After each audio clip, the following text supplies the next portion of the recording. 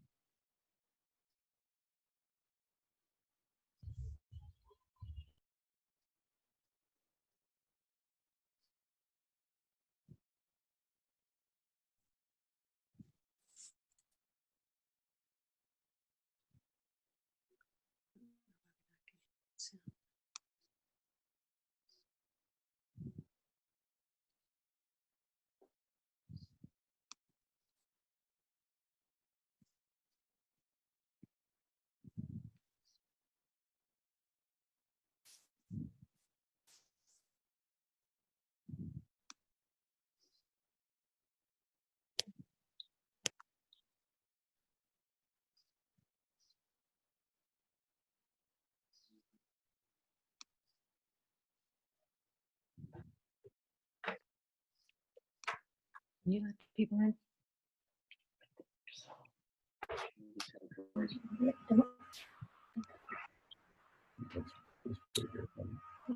Good afternoon, everyone. For those of you who don't know me, I'm Dr. Karen Jaffe, co-founder of In Motion, an amazing wellness center for Parkinson's patients and their families here in Cleveland, Ohio. That most of us here on this call are from Cleveland or Chicago, but for anyone who's joined in from any other place, and then we welcome you. I think that probably as short as 2 months ago, the majority of people on this screen would not have ever used the word Zoom as anything but a verb. But thanks to the COVID-19 pandemic, we are all getting used to new ways to communicate and to share information. And because of that, we've been lucky enough to be able to get Jori Fleischer, Dr. Jori Fleischer from Chicago, to give us a lecture on PD symptoms and about them.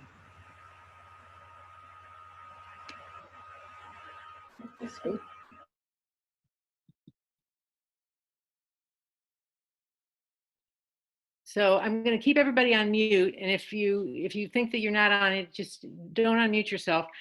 Before I introduce Jori, I want to do a little bit of housekeeping. You will stay on mute the entire session. If you have questions that you want answers to, I'm going to have you, don't do a chat to everybody because we might not see it. Chat it to this one of the co-hosts, John Ambrose. Send him your question, and we will try to get to as many questions as we can at the end of the presentation. So with no more messages to give you, I want to introduce you to Dr. Jori Fleischer.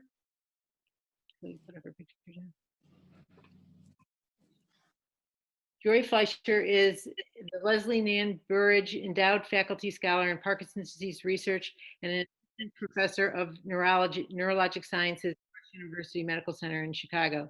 She is the director of the Lewy Body Dementia Association Research Center of Excellence, Cure PSP Center of Care, Rush Advanced Interdisciplinary Movement Disorders Care Clinic.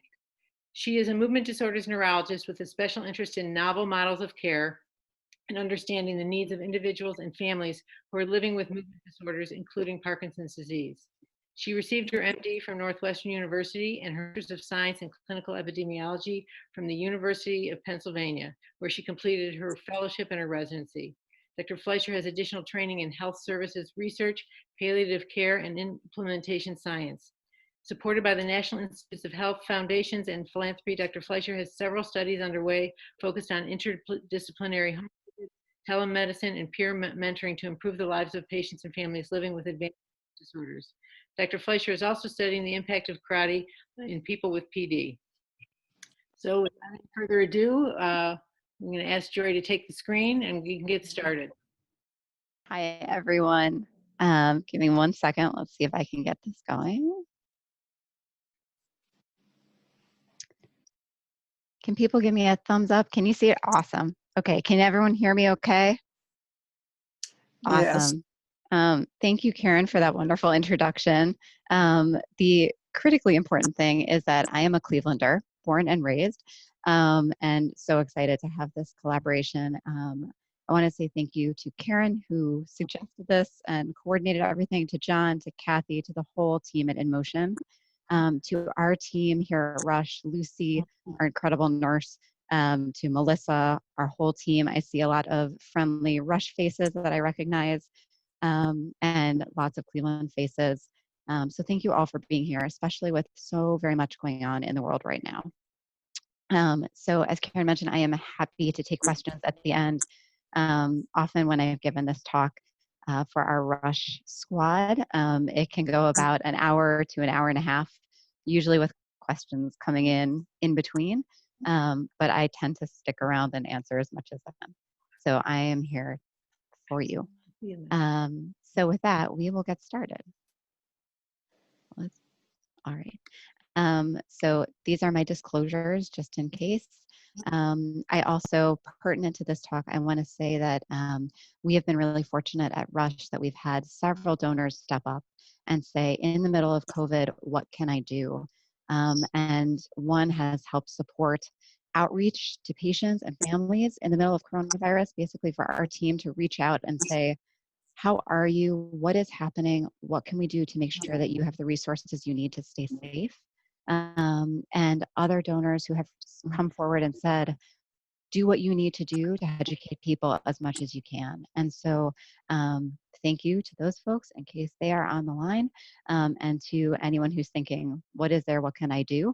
Know that there's always something you can do in this realm or anything else. So with that, we may take a bit of a long and winding road, but my goals today were a little ambitious. I wanted to cover some motor symptoms, not so much in early Parkinson's disease, but more thinking a couple of years into many, many years into Parkinson's.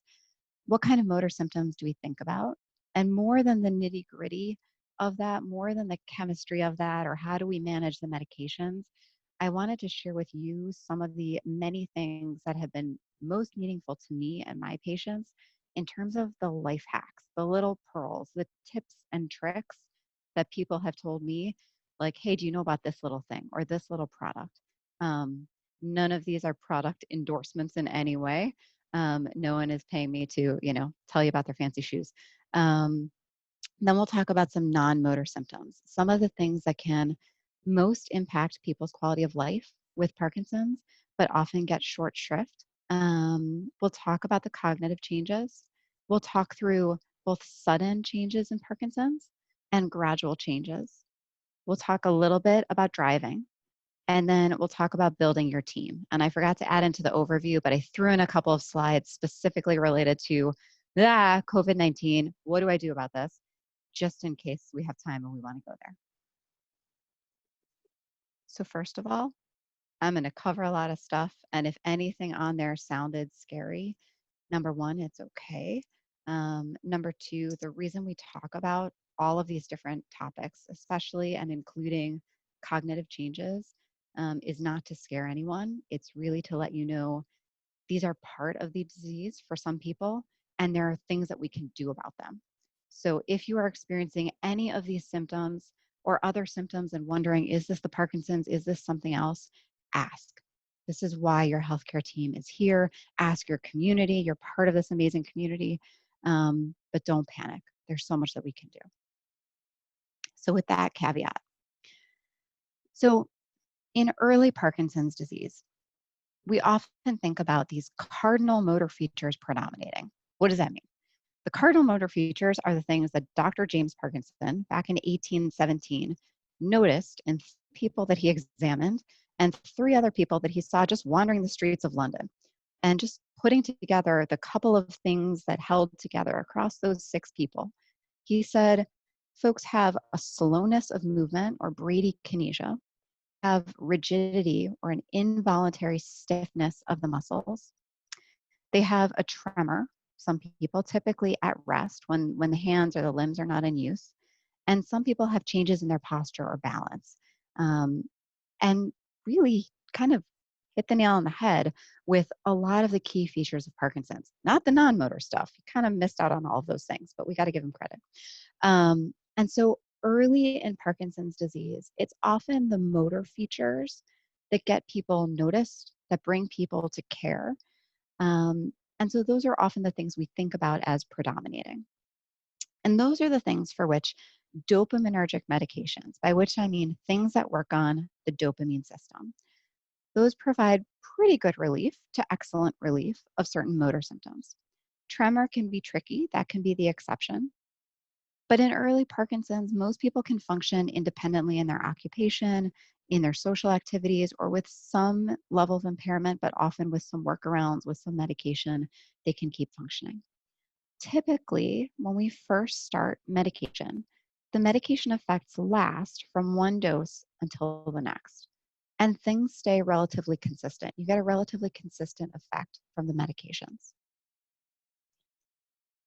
But as we move into more moderate Parkinson's disease, and what moderate Parkinson's disease or when that happens is different for every person. There are some people that hang out in mild disease for years or decades, right? There are other people that progress more quickly. But when we think about moderate Parkinson's, we think more about motor fluctuations, which means, and I don't know if you can see my cursor. Can people see an arrow? If I make wild charades with arrows? Okay. Usually I am walking around a room and gesturing wildly. So what often happens is as you take the medication, say that this is first thing in the morning, you're kind of at your lowest dopamine point in the day. So you may wake up and feel slow. You may feel stiff. You may have some dystonia. So an arm or a leg sort of feeling really stiff, kind of crunched in on itself or flexed. And you take that first dose of the day here. And there's a threshold. And once that dose kind of kicks in and it climbs up this hill and it crosses that threshold, you're good or you're better, right? The meds are working. You're able to move better than you were without the meds there. And as the medication wears off and sort of goes down like this, at some point, the med wears off. And so one of the really tricky things is people often think, they'll come in months or years and say, the medication used to be working, and now the medication is wearing off. This medicine has stopped working. And that's really a myth in Parkinson's because the secret is that pill, and often we're talking about carbidopa levodopa. The carbidopa levodopa is always going to do what it's always done in your system. So that medicine always lasts about 4 hours, give or take, depending on your metabolism, depending on other things. When people take it early in the disease, it's like this threshold bar is lower. And that threshold bar has nothing to do with the medication. That threshold bar for you has to do with how much dopamine your brain is making. Can people hear me okay? I see some people making a this. Let's see. I hear you fine. Other people are okay. Jori, Yeah. some people are thinking that you need to move closer to the mic. I think most of us are hearing you fine, but I have the mic attached to my face. yeah. I know. I think that just speak a little bit louder. Okay. Sorry, I'm a quiet talker. So as the disease goes on and you are making less dopamine of your own, this threshold it seems like it rises so that you're more dependent on the dopamine you're getting in medication to cross this threshold, feel the effects of the medication, and then as it dips below that threshold and the medicine is wearing off, you're relying on how much of your own dopamine you're still producing. And if that's too low to keep you feeling and moving well, then you feel this wearing off. You feel like the meds are gone. So people can have multiple fluctuations throughout the day where they're off, now the meds have kicked in, they've got some good time, some good time, some good time, and then they kind of wear off again. And sometimes I hear people tell me, the meds are taking longer to kick in, or the off times are really deep. And that's because even if you take your meds right here, you still have to wait for that medicine to kick in. And so you're kind of still feeling that downturn from the last dose. Also, as we get to more moderate Parkinson's, the non-motor symptoms that we're going to talk about become more prominent. And those include things like depression and anxiety, constipation, orthostatic hypotension, which is a fancy way of saying your blood pressure can drop, especially when you change positions, urinary urgency, frequency, nighttime urination, and incontinence, and erectile dysfunction. Those can all become more common or more pronounced as the disease goes on. And so then, sorry, this is showing up so grainy. Then we get, as the disease progresses even further, into these deeper fluctuations. And so instead of before, we sort of went from an off time where the meds were low and we got into this good zone, right? This is kind of the Goldilocks zone. Now there's an upper threshold. So before there was just the lower threshold that medicine had to kind of creep above. Now there's an upper threshold. And so with each dose, you cross through. Here's the lower threshold, but here you're sort of off. The meds aren't working well. You're feeling slow and stiff. Aha, the meds have now kicked in, but then quickly, you may overshoot the target. And so you've sort of overshot the target, and then you have to wait. And when you're in this zone, you may be on and moving, but the dopamine receptor cells that are waiting and looking for that dopamine, they're sort of overstimulated. So you go from not enough movement over here to just the right amount of movement to, whoa, too much movement over here. And for some people, those dyskinesias are not terribly bothersome. For most people, they're not terribly bothersome because it means that the meds are working and they're still able to do the movement they want to do. But for some people, the dyskinesias can become really pronounced and really get in the way of mobility and function. So what do we do about this? There are a lot of different things that your neurologist, your team can work on. So sometimes we can increase how often you're taking dopamine, you're taking medications throughout the day to try to sort of smush them together so you have less of time in between, less of those kind of divots. Sometimes we can add longer acting dopamine stimulation. Um, what we're all hoping for is some kind of levodopa that is stable, lasts all day long. You take it just once and you're golden. It hits right in that Goldilocks zone and it doesn't budge. And we're not there yet. There's a lot of research, there's a lot of progress going on getting us close to that. We're just not quite there. But there are longer acting formulations that we can use to kind of tweak and try to get there. We can also use some other medications almost as boosters to try to increase the duration of how long each of those levodopa doses is lasting you. So some of those basically block recycling of your own dopamine or the dopamine that you're getting in pills, and it kind of keeps it around in the synapse for a little bit longer, keeps it around in the space between those cells. Sometimes we'll think about continuous dopamine stimulation, or as close as we can to getting stably in that Goldilocks zone with either levodopa intestinal gel, which is something that's given through a pump, or with deep brain stimulation, which is the brain surgery that kind of implants an electronic pacemaker, essentially, into the area of your brain causing the Parkinson symptoms. And it replaces the chemical stimulation of medication with electrical stimulation. It's not right for everyone, but for some people, it can really be a game changer. The important thing to know is anytime we increase dopamine, we increase the chances, small increases, but we still increase the chance of worsening some of the side effects that could be going on and some of the things that Parkinson's may predispose you to begin with. And that includes hallucinations, confusion, and orthostasis, or drops in blood pressure when you change positions or stand. So everything is sort of this bit of a rock and a hard place some of the time. I wanted to briefly mention falls because as Parkinson's goes on, we often see more falls, we hear about more falls, and a lot of times when I ask about falls, people will tell me, no, I haven't fallen. And I have to clarify that when I say fall, and when your doctor usually asks about falls, what they mean is any time that you and your body came to rest on the ground when you did not intend to do so, right? So if you kind of slid off your chair, but it wasn't such a big deal, you might not count that as a fall, but I do. And I want to know why that's happening to prevent it. Or you may not count it as a fall if you slipped, tripped, shuffled, caught yourself on a piece of furniture and gracefully descended to the ground and it was more controlled.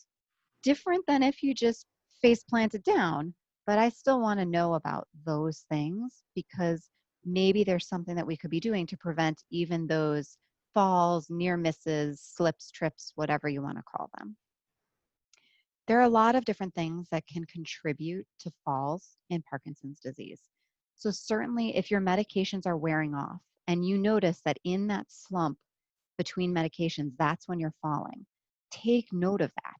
Let your team know about that because then maybe, again, we need to smush the doses closer together. We need to increase the frequency of the doses to try to prevent that.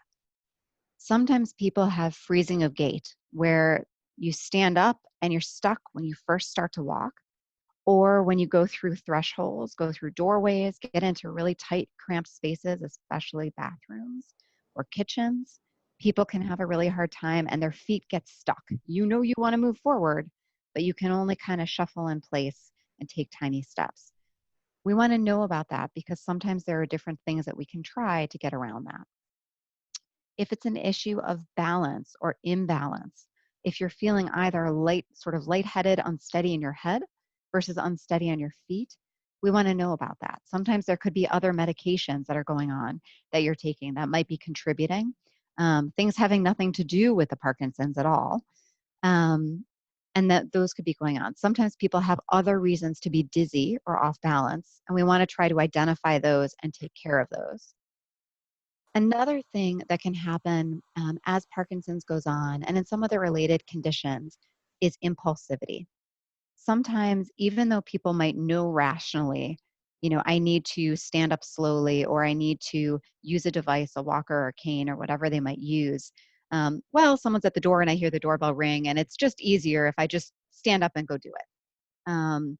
Or I just feel like a snack. I'm just going to go, snap out of my seat and go grab something. And sometimes that can be the precipitant for a fall. So identifying if it's sort of impulsive, that can be helpful to know about falls. And then this idea of orthostatic hypotension, which is, all of us have had the feeling that if are bending down, if you're gardening, if you're doing something and you stand up too quickly and you get that woo feeling, right? Sometimes people get kind of the sparklies in their vision. Their vision can gray out a little bit. They just feel lightheaded, or you might feel like you're going to faint. So number one, you're right. Your brain is sending you the message that it's not getting the blood pressure that it needs. This can happen to everyone regardless of Parkinson's, especially if you've been on your feet for a long time, if you're dehydrated, if it's really hot. All of those things can lead to that. But Parkinson's contributes. Parkinson's is its own sort of pile on top of there. And the reason is everyone is supposed to have a reflex that when you go from lying down to sitting or sitting to standing, there are actually nerves. There's actually sort of sensors in your neck that tell you, oh, you've just shifted a position. And now your brain is farther away and has to fight more against gravity than it did before to get the blood flow that it needs. And the normal reflex to that is that the blood vessels in your legs and in your gut, where a lot of that blood is pooling, those blood vessels should clamp down, push and shunt that blood back up to your heart to be able to push it back up to your brain. So that feeling of like, oh, if I don't sit down, I'm going to pass out is exactly right, because it means that your brain is giving you sort of the 3-second warning of if you don't sit down, I'm going to make you horizontal so your brain doesn't have to fight against gravity. Don't ignore those warning symptoms. Your brain will make you horizontal whether you choose to do it or not. So better to choose, sit down, let yourself come to equilibrium, and then slowly try to stand up again. Staying really, really well hydrated, especially as we start to get into warmer weather, is critical for this. But in my experience and in colleagues who see folks with more advanced Parkinson's disease, it is very common that we see folks who are falling and their falls have previously been unexplained. And it's actually this. It's that blood pressure might be totally peachy when you're sitting down. But if you actually check blood pressure sitting down and then you stand up, wait 2 minutes and check it again, you notice a big drop of like 20 points on that top number or 10 points on that bottom number. And if you feel these feelings, and if you have a home blood pressure cuff at home and you check that, let your team know, because that's really important. So I mentioned some of the settings where people can get into trouble with falls. So if you're supposed to be using an assistive device and you just kind of leave it, I know a lot of folks who use a walker most of the time, but when they're in the house, they kind of coast between the furniture, especially in those tight spaces. That can be when people fall most frequently. Bathrooms and kitchens are really, really frequent places for people to fall, because in Parkinson's, there's so much of a mind-body interaction. And when your brain sees that you're in a tight space, it makes you more likely to get stuck and have those tiny steps and have a hard time turning. So being really mindful of that. And sometimes occupational therapists and folks can come and do a home safety assessment and say, show me where you're falling exactly, and really identify some things. Multitasking, especially on stairs, is a big contributor to falls. So even though maybe 5 years ago, maybe a year ago, you had no problem going up and down the stairs, carrying a laundry basket and having a conversation and balancing the cell phone on your ear, just don't do that. No one should do that, period. It's dangerous.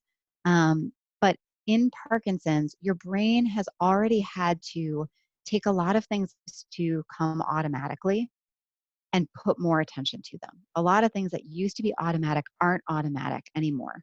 So your brain is multitasking much more than it used to. And multitasking is also more difficult than it used to be. So if you're going up and down stairs, that's enough. I tell my folks, who have the laundry in the basement or something like that, but what do I do about the laundry? If it's dirty, it does not matter if it gets wrinkled. Put it in a bag, throw it to the bottom of the stairs. You go separately, right? If it hasn't been folded yet and you're going to fold it upstairs, put it in a bag, toss it up the stairs when it's clean, or ask someone else for help if you can. If not, putting it into a backpack, anything else that takes it from you having to carry it in one hand and hold onto a handle or a railing on the other is going to be helpful and prevent some falls. And some of you may be getting used to having televisits or telehealth visits with your healthcare team. I would say, as someone who does home visits frequently, this is a really huge opportunity to have your healthcare team help out. So if you're falling and you can't pinpoint why, walk with your doctor, whether they're on Zoom or whatever they're on. When they say, I want to see how you're walking, walk them to wherever in your house you tend to fall the most, if you can. Let them take a look with fresh eyes, because sometimes we see things and go, oh, it looks like you have some throw rugs. Maybe those, sometimes there's a little bit of a lip or an edge. Sometimes it can be as simple as that. Sometimes we can identify where there might be a great grab bar or something that could be placed that could really, really help out and be simple. But physical therapy is tremendously helpful for falls, especially a physical therapist who knows Parkinson's. And then home safety evaluations, which are difficult to do in person in the setting of coronavirus, but often occupational therapists and some physical therapists can offer this, and they will come to you and do that same kind of thing. They really know what kind of things, what might you put in your shower that might help you prevent falls, all kinds of really cool gizmos. As far as other motor symptoms, so the dyskinesias that I mentioned, which are extra movements, sort of involuntary, extra kind of dance-like movements for some people, rocking movements, sometimes head movements, when these are more bothersome than sort of the movement that you're getting already, we can lower the dopamine medications. Sometimes we can think about medicines like amantadine or memantine and help the dyskinesias without sort of worsening. So those are some of the options. Sometimes for freezing of gait, we will try increasing the dopamine medications. One other possible class of medicines, and sometimes people raise an eyebrow at that, are actually the medicines we often use to treat people with Alzheimer's. But these medications, which are called acetylcholinesterase inhibitors, these are things like donepezil, which is Aricept, or rivastigmine, which is Exelon. These were originally used in people with Alzheimer's for their cognitive changes, and they work okay. They're not great. They're not what anyone would hope for. They work better in people with Parkinson's disease. And so they started being used more in people with Parkinson's disease. And slowly, as more people with PD were using these medications, more doctors and researchers were noticing they started this person on these meds for cognitive changes, but they're actually walking better. And it's really interesting, and that's been studied in bigger studies more recently, that there may be some benefit for freezing of gait and for falls with this class of medicine. So if your doctor suggests one of these, don't think that they're talking in code and they think that you have cognitive impairment when you don't. They may be using it for this reason. And then I mentioned physical therapy for falls. All right, so let's get to some real practical stuff.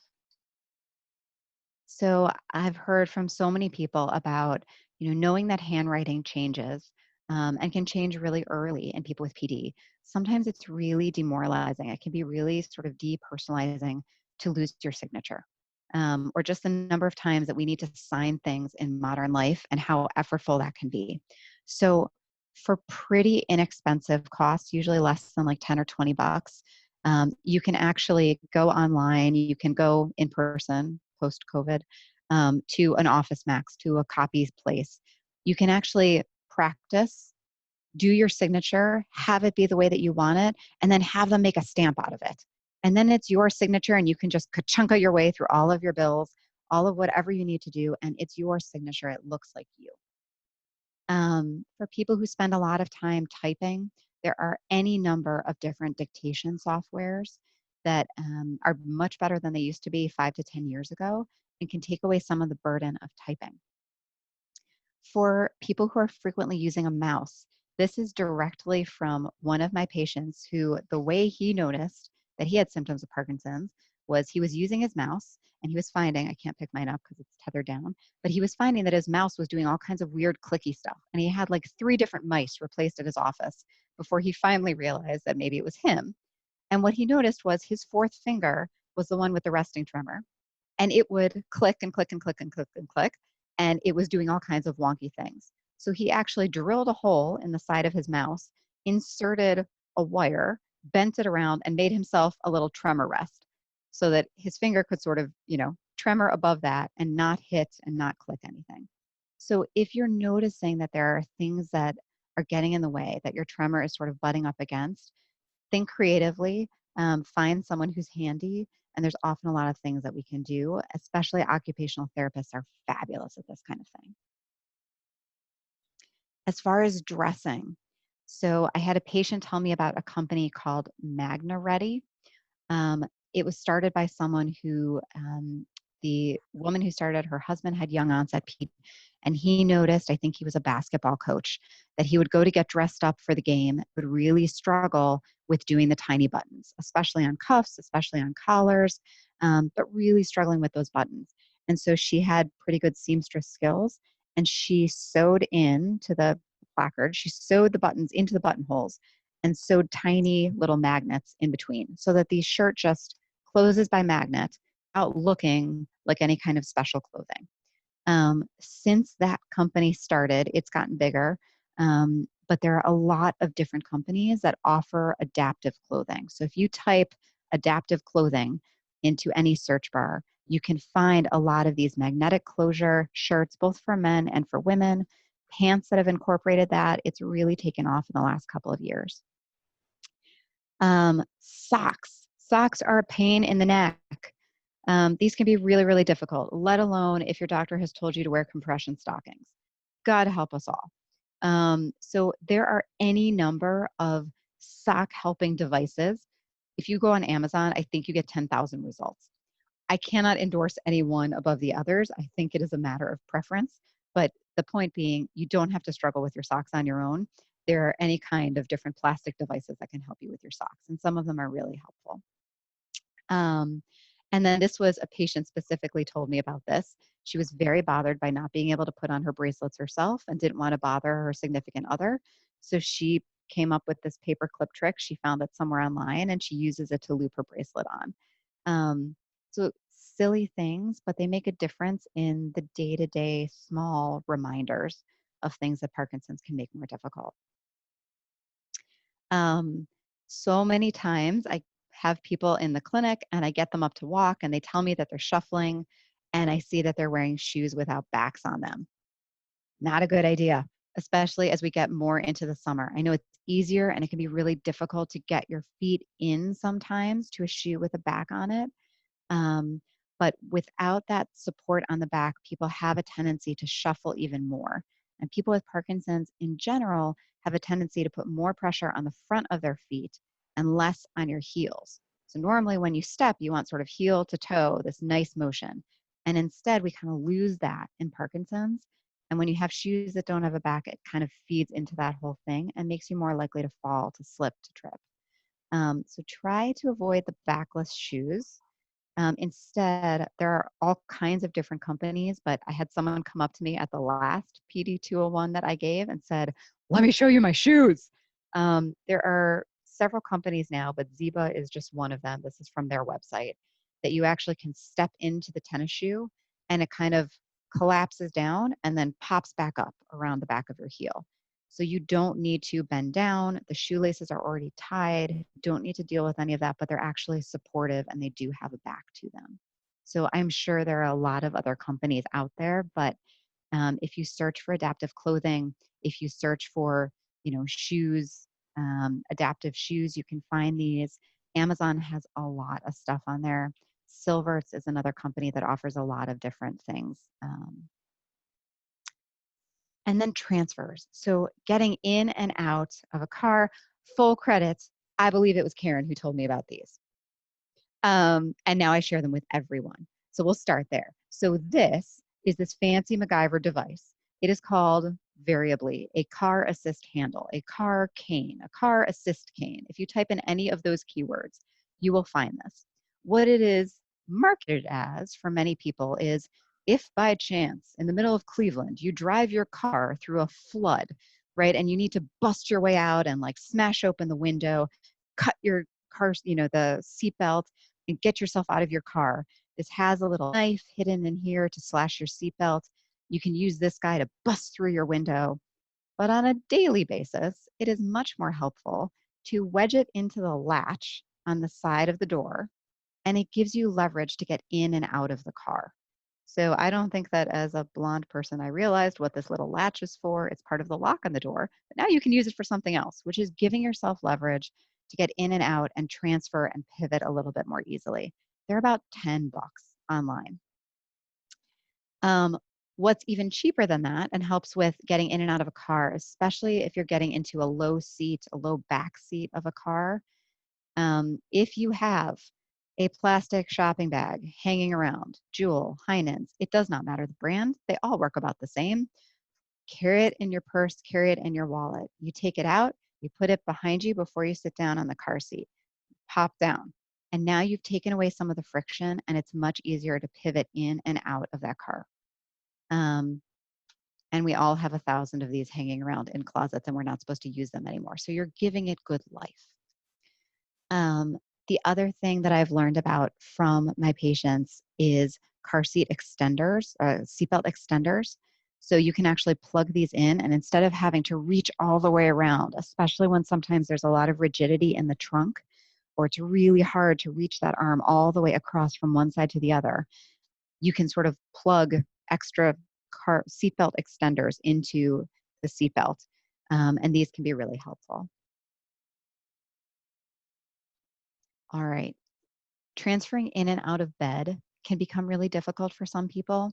There are a whole bunch of different bed, again, the terms that you can use to search for these are many, but bed handles, bed canes, I think this one's called the bed cane. Some of them have little pockets to keep the remote if you want. They all kind of depend on what kind of bed you have. But for people that have a hard time turning over in bed, getting comfortable, getting up out of bed, getting back into bed, and pivoting, these can be really useful. The other thing that our happy, shiny friend is reminding us is that if you're having trouble getting in and out of bed, either silk or satin pajamas or silk or satin sheets can be really helpful. Not do both, you will fall out of bed. I have learned this the hard way from a very overzealous patient who went and got both and called me like a week later and said he fell out of bed. One, There are also some sheet companies that basically make a cotton sheet that has a panel around sort of where your butt would be, as sort of an inset of a silky or satin panel alone. And so that kind of lets you move and pivot. Also, sorry, these are all showing up pretty grainy. A lot of folks have trouble with tiny repetitive movements, right? And so often you may start off brushing your teeth and you're okay on one side. And as you go, it gets more difficult. It gets more rigid, it's harder. Those tiny movements of Parkinson's, the stuff that Dr. Parkinson described in the very beginning, bradykinesia, is not just that movements are slow, it's that movements get smaller as they go. I almost think about sort of a sinusoidal curve, and it's like someone's putting brake pedals on it. And so things get more difficult. So one side of your mouth, you may do okay with the toothbrush, but by the time you get to the other side, it's really difficult. Let someone else do the work for you. There are enough electric toothbrushes in every shape and size and probably flavor. These can take some of that away from you, and at least according to dentists, they clean better anyways than a manual toothbrush.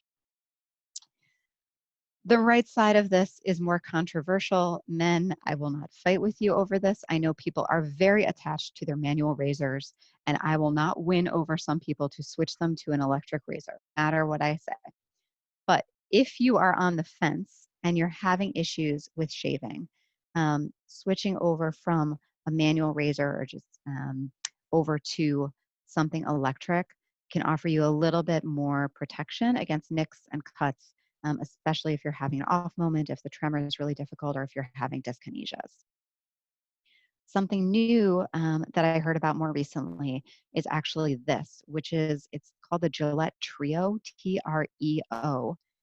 And it was recognized, um, it wasn't recognized for a long time, that if people were helping out a loved one to shave, that the way that most razors are designed is for you to use it on yourself. And sort of the ergonomics, the way that you hold the handle is totally different if you're helping someone else to shave or if you're doing that for them. And so this is the first razor apparently that was designed specifically to help if you are shaving someone else. And it is, this tube, I guess, is smushy and already has sort of a shaving gel in it that you don't need to rinse off, you don't need to get wet. It's sort of all encompassed all together. I have not personally used it, but I have heard from folks that they found it really helpful. Similarly, if you are washing your face, if you're exfoliating, there are all kinds of little handheld fun gizmos that can do that and make things easier than if you're using just a washcloth if you're struggling. Sorry, I don't know why these are so choppy. But if you are having a hard time prepping meals, for a lot of folks, they'll start to chop an onion and they may do okay for those first few cuts, and then it becomes a pain in the neck and it's really difficult. You can use these simple veggie choppers. If you have one of those $20 off Bed Bath & Beyond coupons lying around that just piles up someplace, use them on these kind of things. They can make stuff a little bit easier, especially if you are doing a bunch. Or dust off the food processor that may be sitting in the back of a closet and let that do some of the food prep for you instead of repetitive chopping that may become more difficult. Additional things that I've learned from OTs and more so from patients and care partners is plates with rims are always better than plates without rims.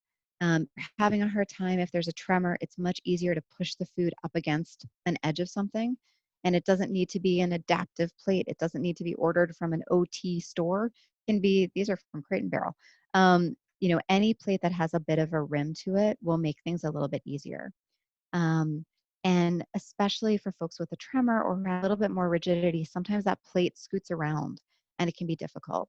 There are a lot of silicone placemats that will keep that plate in place.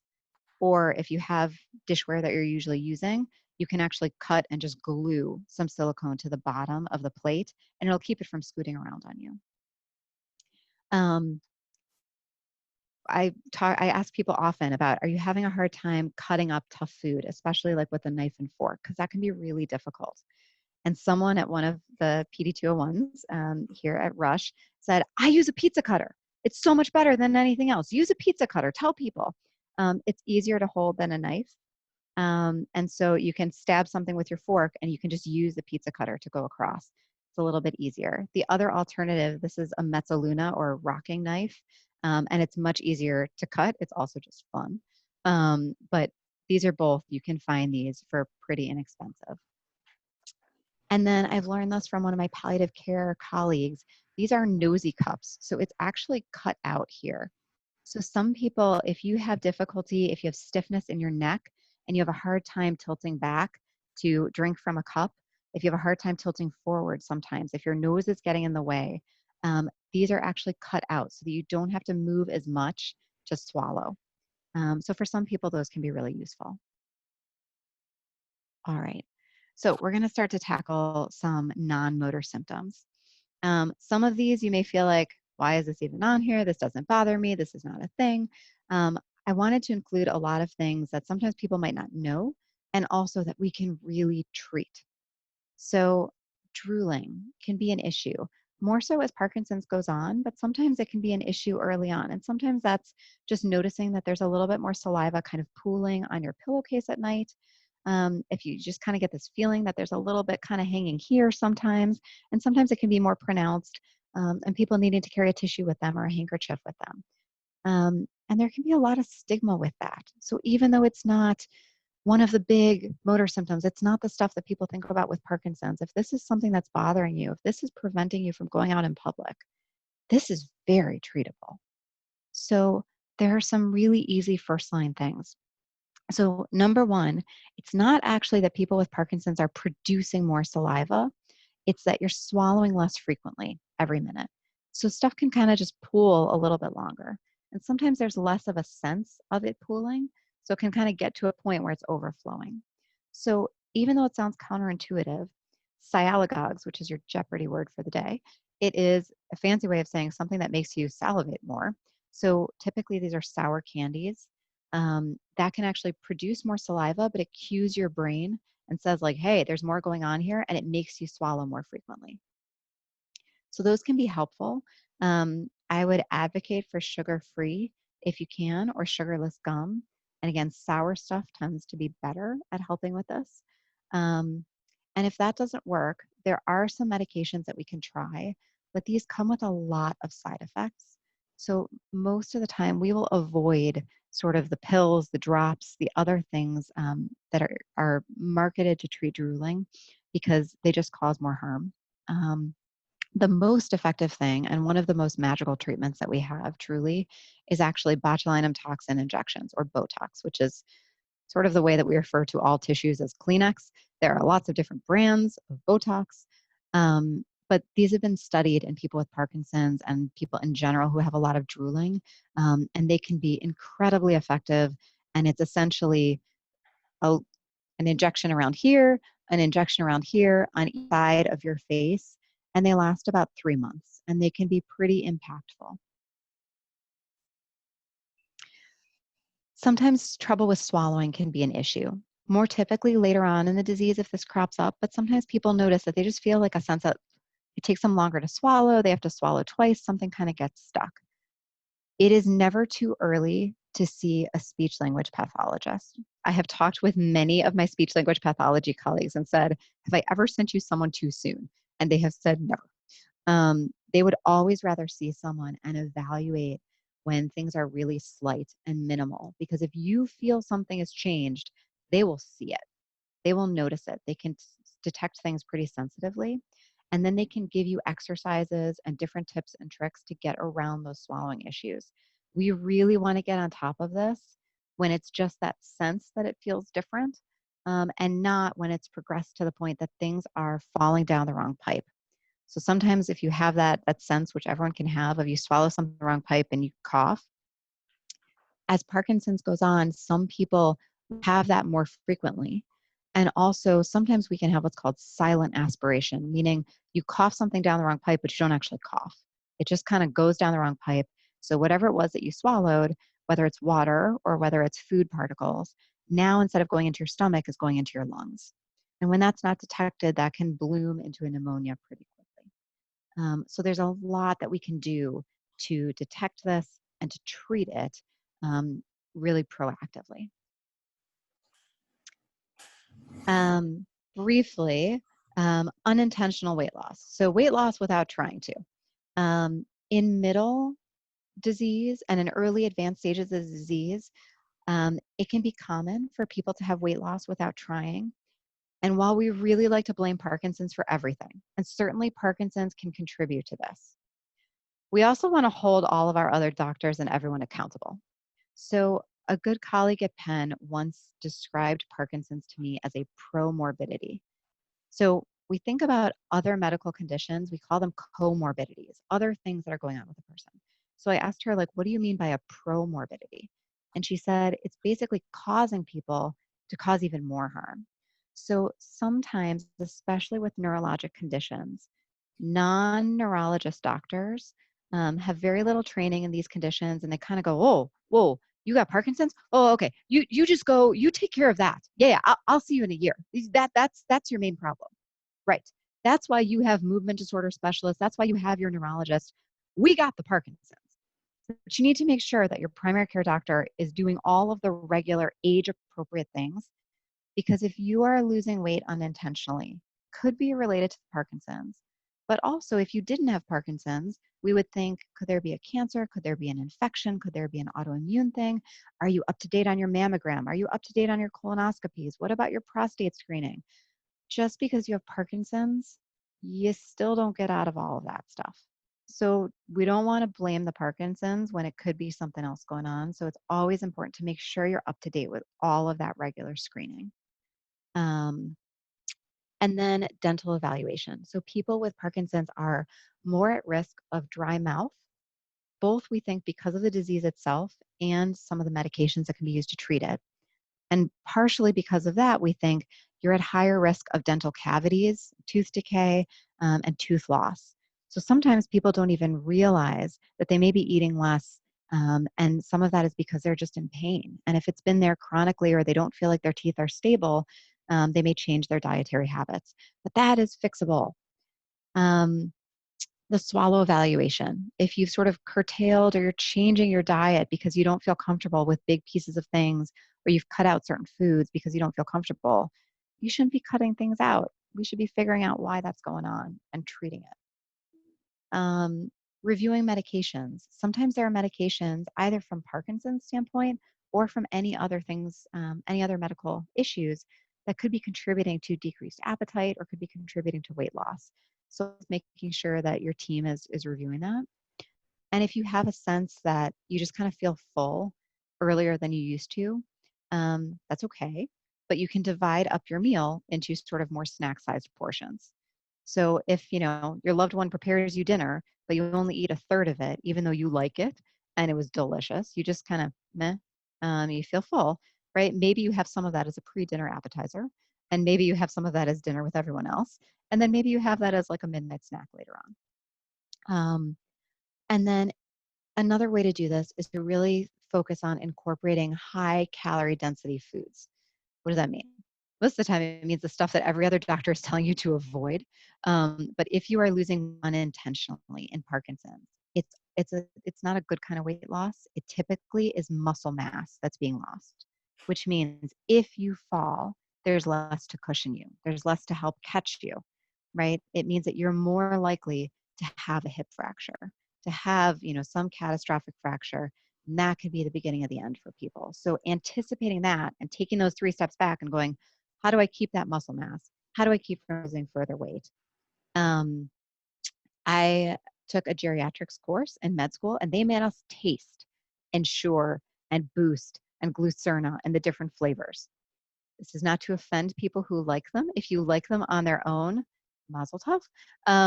If you do not, you're not alone. They are not particularly delicious. They're not designed to be. They're meant to get you calories and nutrients. Awesome. Use them as an ingredient in a milkshake or smoothie, not on their own, right? So if you have a food processor or a blender or a NutriBullet or some kind of thing in which you can zhuzh together your Ensure, Boost, whatever, and frozen fruit or ice cream or frozen yogurt or some chocolate syrup or some peanut butter, right? You can mix it up so it's not the same every day, but it's a good way to really pack a lot of calories and nutrients into something. And if you sip it throughout the day, so be it. I think another important thing to know is that one of the early symptoms of Parkinson's for many people is a loss of a sense of smell or decreased sense of smell, and that can go with a decreased sense of taste. So for some people, food just doesn't taste the way that it used to. It's just not as delicious, it's not as enjoyable. So that can be some of what goes on as far as not wanting to eat as much or just taking in less. So number one, it's the disease, it's not the cooking. So if you are the care partner, if you are the cook, and your loved one with Parkinson's is pushing away your food or not eating as much as they used to, you didn't do anything wrong. Blame the Parkinsons, put the salt shaker back on the table, and let them season the food to their taste because their taste is different than it was before, and it's probably very different from your taste. It's not a comment on anyone's cooking, it's a comment on this damn disease. So if you were not a hot sauce person before, but you need it now, great.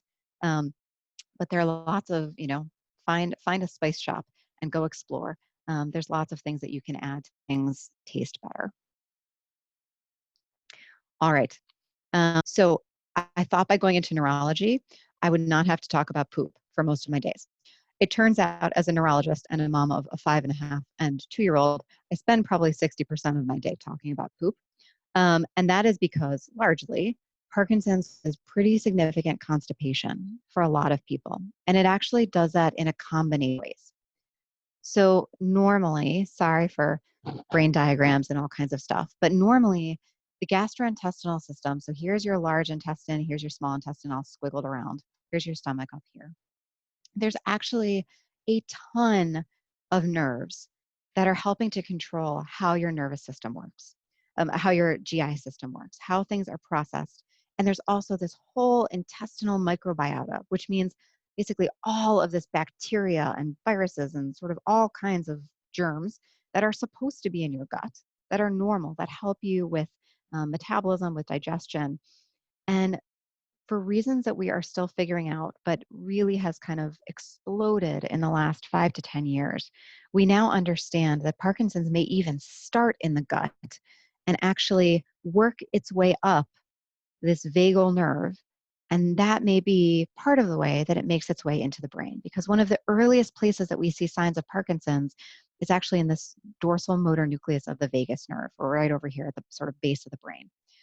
And so what this means is we know that for many people, 10, 20 years before they ever have a tremor, stiffness, slowness, they have constipation.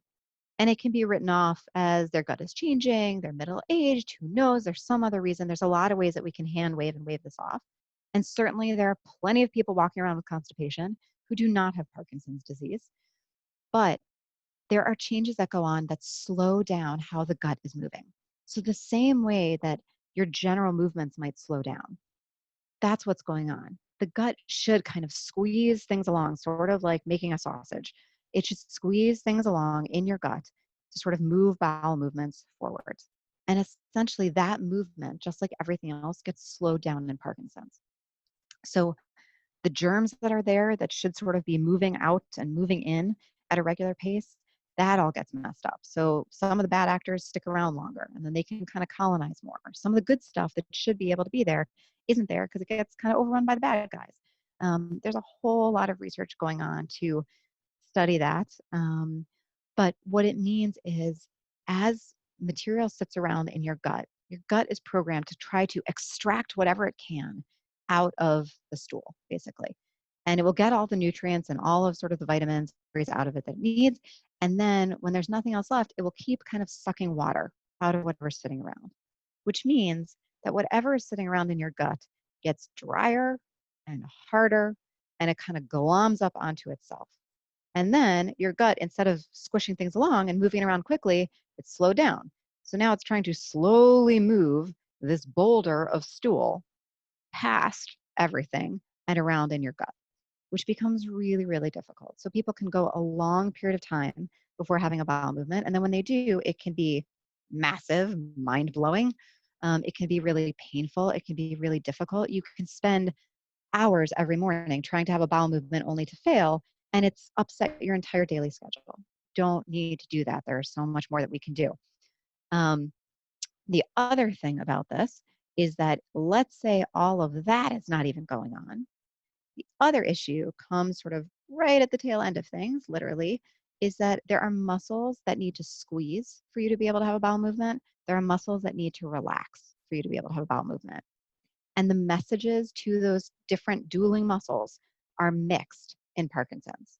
So the muscles that need to squeeze are taking the day off, and the muscles that need to relax are tense. This does not help anyone. And so that's called sphincter dyssynergia. There's your second Jeopardy for the day. So there's slow transit, which is things are moving really slowly, and so all the water gets sucked out, and you get these boulders of stool. And then the sphincter dyssynergia, which is everyone is sort of in disagreement. So for slow transit, there are a couple things we can do. Number one, hydrating. I can pretty much guarantee that everyone on this call is not hydrated enough. I'm not. You're probably not. No one usually is. By the time you feel thirsty, you're dehydrated. So it's a safe bet. You haven't had enough water today. Your mother was right. Drink more water. It really does make a big difference in constipation and in lots of other areas of Parkinson's. Fiber is really important, with the caveat that it's better to get that fiber if you can through food rather than just sort of piling as much Metamucil as you can into your water. Because when it's fiber like that, if you're not hydrated enough, that fiber kind of magnetizes itself to that boulder of stool and it can't really move it any further. It just kind of adds to the problem. But exercise will also really, really help. But let's say that you haven't prevented yet, that we are in the acute setting of, oh, yeah, it's been like 3 days since I went, and all of that stuff rings true, and that it's difficult. There are a couple of different things to do before you even reach for any pills or bottles or anything. There are a bunch of different recipes out there. So do not hold these against me. I am a better cook than all of these recipes. These have come from other places. There's something called the Rancho recipe, which is equal parts whatever bran is on sale at the store, wheat, oat, rice, it does not matter, applesauce and prune juice, stirred up together. Is it particularly delicious? No. Does it work? Yeah, for a lot of people. Um, Mix it up in whatever parts you want. It keeps in a Tupperware in the fridge for about a week. If you do like 2 tablespoons in the morning with breakfast, awesome. Sometimes that can really help. I had someone tell me, yeah, this they didn't like, but they came up with their own version, which was a breakfast sundae of some kind of probiotic yogurt, bran, and fresh berries. Also great for you. The other one, which I can certainly send if people want copies of the slides, I can add stuff to it. There's something called a fruit paste, which is essentially make senna tea, and you boil some dried fruit. It's more involved, but you boil some dried fruit in the senna tea, and you kind of zhuzh it in a food processor or something, and you can freeze it. It makes a big amount, and you can keep it in your freezer. You can freeze it in ice cubes, so you can just pop one out when you need it. But that's a little bit tastier. It's just more involved. If we need to resort to using medications or other things to help, polyethylene glycol, which is the generic name for Miralax or CVS Alax or Walgreens Alax or whatever they call it, it's the powder in a big purple bottle. This is different than Metamucil, Benefiber, and the other powders. It's not a fiber. It basically helps pull more water into your gut to try to soften that big boulder that's sitting there and help push it out. Your body doesn't get used to that one, but your body does get used to senna and docusate and Colace and some of the other over-the-counter things. So for a lot of people, these can be great for a while, but they may stop working. And as opposed to levodopa, these do actually stop working. Your body gets used to them, and then they're kind of useless. You got to take a senna vacation, and then you can come back to it in a little bit. But the polyethylene glycol or Miralax will not usually stop working. The one caution with this is I told you that you get this big, hard boulder of stool. So the Miralax is pulling water into your gut, and it's going to soften whatever it hits. It's going to soften the easy stuff first. So whatever is fresh in your system is going to get hit by the Miralax first. So what usually happens is if people start doing this, they take their Miralax and then they call our nurse, they call me panicked because there was some diarrhea. And Dr. Fleischer, that's not what I was going for. We want middle ground. Right. The problem is this is kind of like, I don't know if it's 271, if there's ever like a 10-car pileup, right? And everyone is stopped. And you know that there's the schmo in the Porsche right? Who drives along the shoulder and thinks that he can get around everyone else. Okay, that's what happens. You are going to soften up the fresh stuff. You're going to have this overflow diarrhea. That does not mean that the 10-car pileup has cleared. You keep pushing the Miralax until you really feel like you have cleaned yourself out and you've had a serious, substantial bowel movement. Because I guarantee you there is more to come behind that little bit of diarrhea that usually starts things off. And if you can hold out past then, imagine that you're getting a colonoscopy, you will feel better. And if you can get yourself cleaned out and to that baseline, and you start more with the hydration, the fiber, and the exercise, and you can stay at that baseline. For some people, a half a capful of Miralax every day or every other day is exactly what they need to keep themselves okay. But it may take a cocktail of all of these. Milk of magnesia is okay. We prefer to avoid enemas if we can. And then the sphincter dyssynergia. So the muscle's not relaxing, the muscle's not squeezing.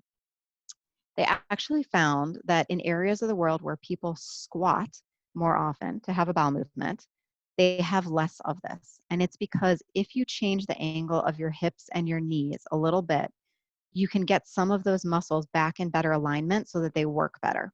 I am not advocating that you squat. Please don't anyone think that. Um, all this means is if you can lift your heels up while you are sitting on the toilet and trying to have a bowel movement, it can make things easier. So if you have a step stool, if you have a shoebox, something that you can put under your feet without creating more fall risk in the bathroom, go for it. One company did this well. So again, I'm not paid by the squatty potty people, but they came up with a good product with a cute name. This fits around the base of a toilet. It has non-skid bottoms, and you can kick it out of the way when you don't need it, but it elevates your feet just enough that it can help you to sort of get those muscles in better alignment and have a better bowel movement. All right, the poop section of the talk is done. You can tune back in now. So urinary dysfunction. Nocturia is our fancy word for going to the bathroom in the middle of the night. And I always ask people to clarify. If they tell me that they're, going to the bathroom 3 times at night, hold up. Are you waking up because your bladder is waking you up to pee? Or are you waking up for some other reason? And it's 2:30 in the morning. I'll probably have to wake up in another half hour anyways. I might as well get up and pee while I'm up. Those are 2 very different things, right? So if it's that your bladder is waking you up, there are medications that we can use to try to treat the bladder. If it's that you're having accidents or difficulty getting to the bathroom, and it's a mobility issue, right? You have enough warning when you want to go to the bathroom, whether it's the night or the daytime, but you can't make it in time because you're having trouble walking there or you're having trouble navigating into the bathroom space. A bladder medicine isn't going to fix that. We want to fix the mobility issue. But if it's a urinary issue, if truly you get very little warning between the time that you feel like you need to pee and you pee, or if you feel like you are just frequently having to go so many during the day, urologists usually will do what's called bladder training, which is essentially what my girl did with potty training, which is I don't care if you don't think you need to go, try and do it on a schedule. And before you leave the house, you're going to try. When you get to a destination, you're going to try. And you gradually space out how frequently you're going to the bathroom. Your bladder is a muscle. So you're building up that muscle, you're building up endurance to try to get it to work better. If that doesn't help, there are other medicines that we can use. But the important thing to know is a lot of the urinary medicines can cause cognitive side effects. So we really try to avoid some of the old school bladder medicines like oxybutynin and things like that because they can cause a lot of cognitive problems. There are some newer kids on the block, these fancy names, and then this one particularly. These don't have as many. This one has very few risks of cognitive side effects, but the newer versions often are not as easily approved by insurance. You have to go through some hoops. They can be more expensive. If those don't work, seeing a urologist, especially if there's someone who has some experience with Parkinson's disease, can be very helpful. And similarly, as much as we think about Botox as, making people look younger, Botox can actually be used to help with bladder issues. It can be very effective. All right, so moving on to sleep disorders. Parkinson's can mess up your sleep in pretty much every way. It can make you take longer to fall asleep, have a hard time falling asleep, wake up more frequently, do all kinds of crazy stuff while you're sleeping that you may remember and you may not. Um, and it can cause you to wake up early in the morning and not be able to get back to sleep. So, REM behavior disorder is essentially people acting out their dreams during sleep. Normally, your brain has a switch, essentially, so that even though you are dreaming of being LeBron or, chase running down the street, right? If your bed partner looks over, you are not actually bouncing the ball or swinging your arms. But that switch doesn't get flipped in Parkinson's. And for some people, this predates their Parkinson's by decades. It's actually quite a strong marker of developing Parkinson's if we catch that early.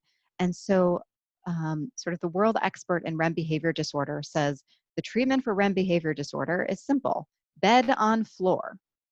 Because for most people who have REM behavior disorder, it doesn't bother them, bothers their bed partner because they hear the yelling, the screaming, the kicking, the thrashing, the punching, the kicking, all of that kind of stuff. I am not advocating that you put your bed on the floor. I think that that's just kind of, obnoxious. It's not safe. But the important thing to know is it's a balance of treating REM behavior disorder with how much it's getting in the way of things, how much disrupting the person's sleep and their bed partner's sleep.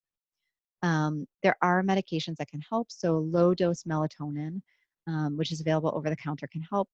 Low dose clonazepam, which is not over the counter, can kind of melt this away for a lot of people. And I think I've got this here.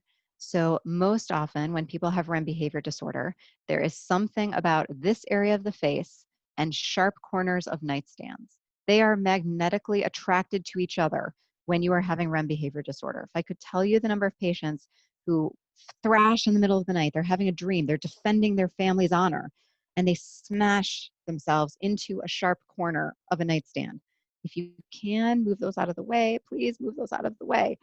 If you have a beautiful crystal vase sitting somewhere near the bed, I guarantee that your loved one with REM behavior disorder will probably smash it in one of these episodes. Move it somewhere out of the way. But there's simple home safety things that you can do. So there are very fancy child-proofing kits and other things you can get. You can also go to your local hardware store and ask them for pipe insulation. It's cheap.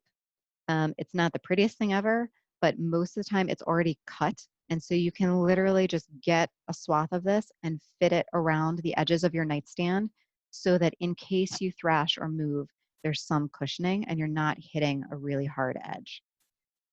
Putting a thin yoga mat or gym mat around the bed so that if you fall or slide out of bed, you're not hitting onto a wood floor. And for some people, bed rails, padding, and bed alarms can be very helpful. For other folks, insomnia is a huge issue, and this can be caused by any number of things. So depression, anxiety, poor sleep hygiene, we're all guilty of keeping screens and things in the room, and especially right now, watching the news on constant streaming is terrible for your sleep. Please, unrelated to sleep even, don't watch the news. Don't watch the news for more than 45 minutes at a time and take a break. That's all, period. Um, it's just not healthy. But especially for sleep, I would turn off the news at least an hour beforehand. Any screens should be turned off at least an hour beforehand because the blue light that they emit actually tells your brain that you should be staying awake. Turn off the lights. If you can get the TV out of the room, get the TV out of the bedroom. Um, and then there are simple things that we can do as far as treatments if we need them. So things like melatonin tend to be sort of the lowest risk medications. And then there are other things that we use, sometimes off label, to help with insomnia. Also, sleep hygiene, which really means not that you're dirty while you're sleeping. It means sort of, are you keeping the lights off? Are you sleeping in a cool room? Are you minimizing interruptions and distractions? Sort of doing all the stuff that we all know we should do, but lots of times we don't, especially in stressful situations. So there's also fatigue, which seems like when I was getting into fellowship, it seemed like, oh, well, people are fatigued because they have all the sleep disorders that I just mentioned. No, They can, but sometimes we can treat all of those sleep disorders. We can screen people for sleep apnea. We can treat them for sleep apnea and the REM behavior disorder and restless legs and all these things. Those are all great. And people wake up and say, I know I slept. I just feel exhausted. And one of the questions is if there's any depression, if there's any anxiety, if there's sleep disorders that we've missed, you have to treat them because those can be huge contributors to fatigue. But even aside from that, fatigue can be a big problem in Parkinson's, and it is one of the huge unmet needs that we don't have great treatments for this. Sometimes we adjust the dopamine medications to try to get someplace. That can be helpful for some people. We can think about stimulant medications like methylphenidate, modafinil or armodafinil. Those are things like Ritalin and Cousins. They can be helpful for some people, but they're typically not enough, not for everyone. And fatigue is really challenging. So if you are feeling that, you are not alone. But watch your driving. I always ask my med students, what is the number one predictor of quality of life in Parkinson's? And inevitably, they're like, tremor. I'm like, really? Tremor? Dyskinesias. Okay, glad that you guys have learned the terms, but that is not the number one predictor of quality of life. Depression is. 30 to 40% of people with Parkinson's will develop depression at some point. And this is not just a reaction to the disease. This is not, you'd feel depressed too if you had Parkinson's. Yes. Anyone who gets a diagnosis of something that is life-changing has the right to go through an adjustment disorder and say, why me? And feel sad, feel blue, feel all the things. That occurs with any kind of diagnosis. But this is different. When I mean depression and Parkinson's, this can predate any diagnosis, this can predate any physical symptoms, and this can come at any point in the disease. You may not have ever been depressed in your life. There is nothing else going on outside of, COVID and current events and everything else. But suddenly you just notice you're not yourself. You're feeling sad and blue. You're feeling feelings of worthlessness or guilt or hopelessness. That is this disease. That is Parkinson's. It is changing other chemicals in your brain besides just the dopamine. And just the same way that we would not look at someone with Parkinson's and go, come on, snap yourself out of it. If you just did so and so and so and so, you wouldn't have a tremor, right? You can't always support group your way out of a tremor, and you can't support group your way out of depression for a lot of people with Parkinson's. So there's a huge benefit. There's a lot of research that says that supportive counseling, psychotherapy can be really beneficial, and it can. But what I want to speak to especially is sometimes people just go, part of the disease. There's nothing I can do. I don't want to take a medicine. I don't want to be someone else. Medicines to treat depression are not to make you someone else. They are to get you back to you, which is the same as we're doing with the motor medications. It's not to make you, Usain Bolt. They're probably not going to do that. They're to make you speed up and move closer to you and how you usually move. And that's how we really need to think about the medications for depression too. So social involvement is huge. Support groups, exercise. CBT stands for cognitive behavioral therapy, which has been studied and is very helpful for people with depression, including people with depression and Parkinson's. But if those are not enough, we shouldn't be waiting and suffering. We should be getting to pharmacologic therapy the same way that we do for motor symptoms. So SSRIs or selective serotonin reuptake inhibitors. These are things like Prozac and Zoloft and Lexapro and all of those. There is no evidence to show that one is particularly better than the other in Parkinson's. SNRIs are another flavor of these, and then TCAs are kind of old school antidepressants. They are effective, but they cause a lot of side effects. So we tend to go these other ones first. Anxiety.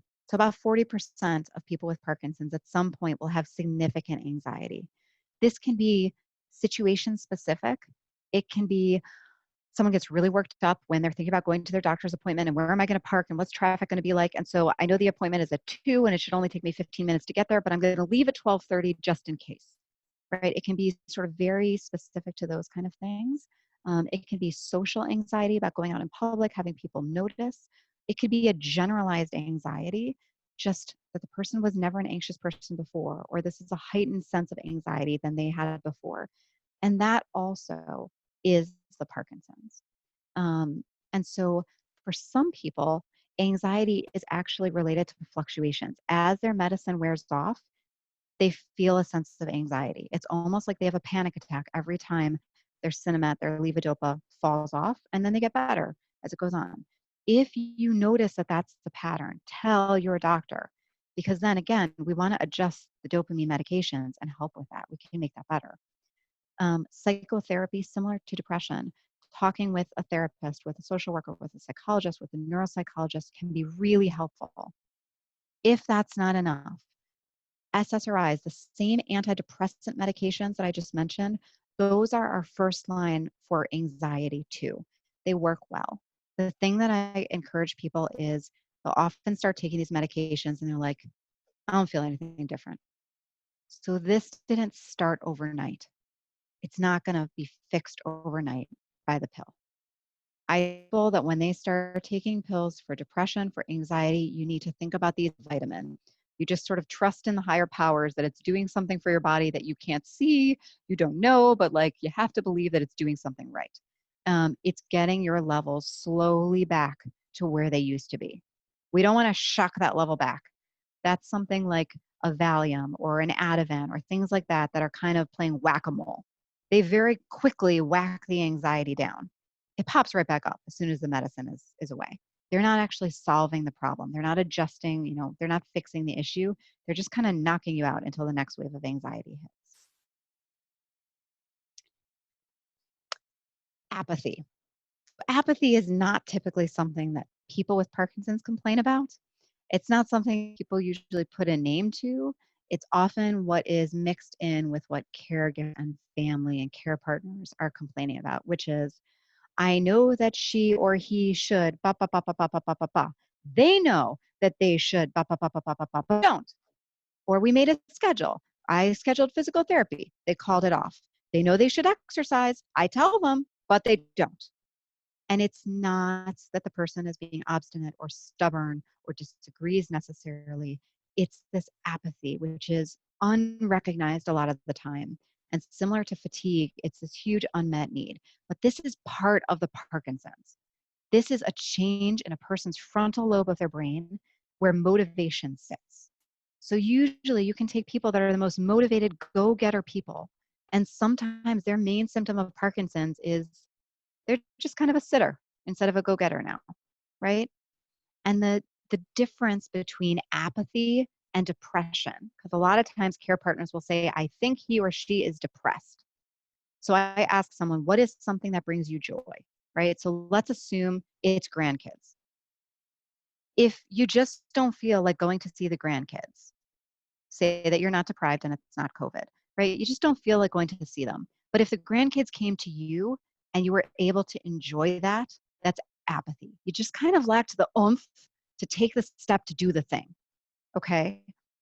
If the grandkids came to you and you still were just like, yeah, I mean, maybe your grandkids are not all that wonderful, but I would suspect that is depression, right? If you can't take joy from the things that typically bring you joy, that's more of depression. The apathy is just that lack of the oomph to get there, to do the thing, to be motivated to do the stuff that you need to do.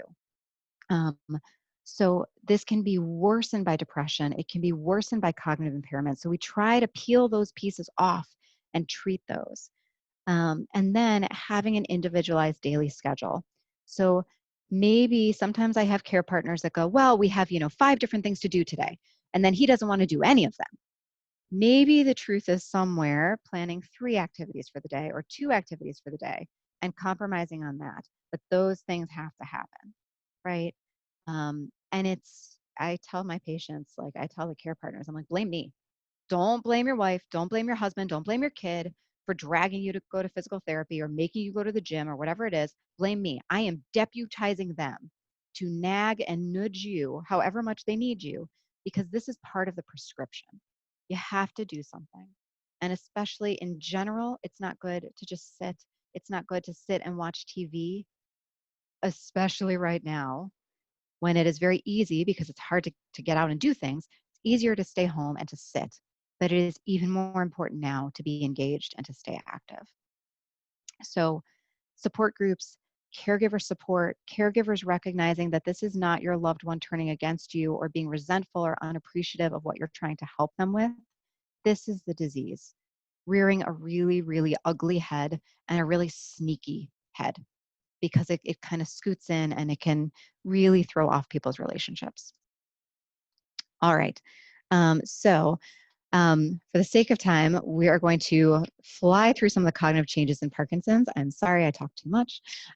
So there are kind of three ways to think about stages, different types of cognitive changes in Parkinson's. Bradyphrenia is a fancy word for slowness of thinking. It is not a commentary on the quality of that thinking. So bradyphrenia is just like bradykinesia or slowness of movement.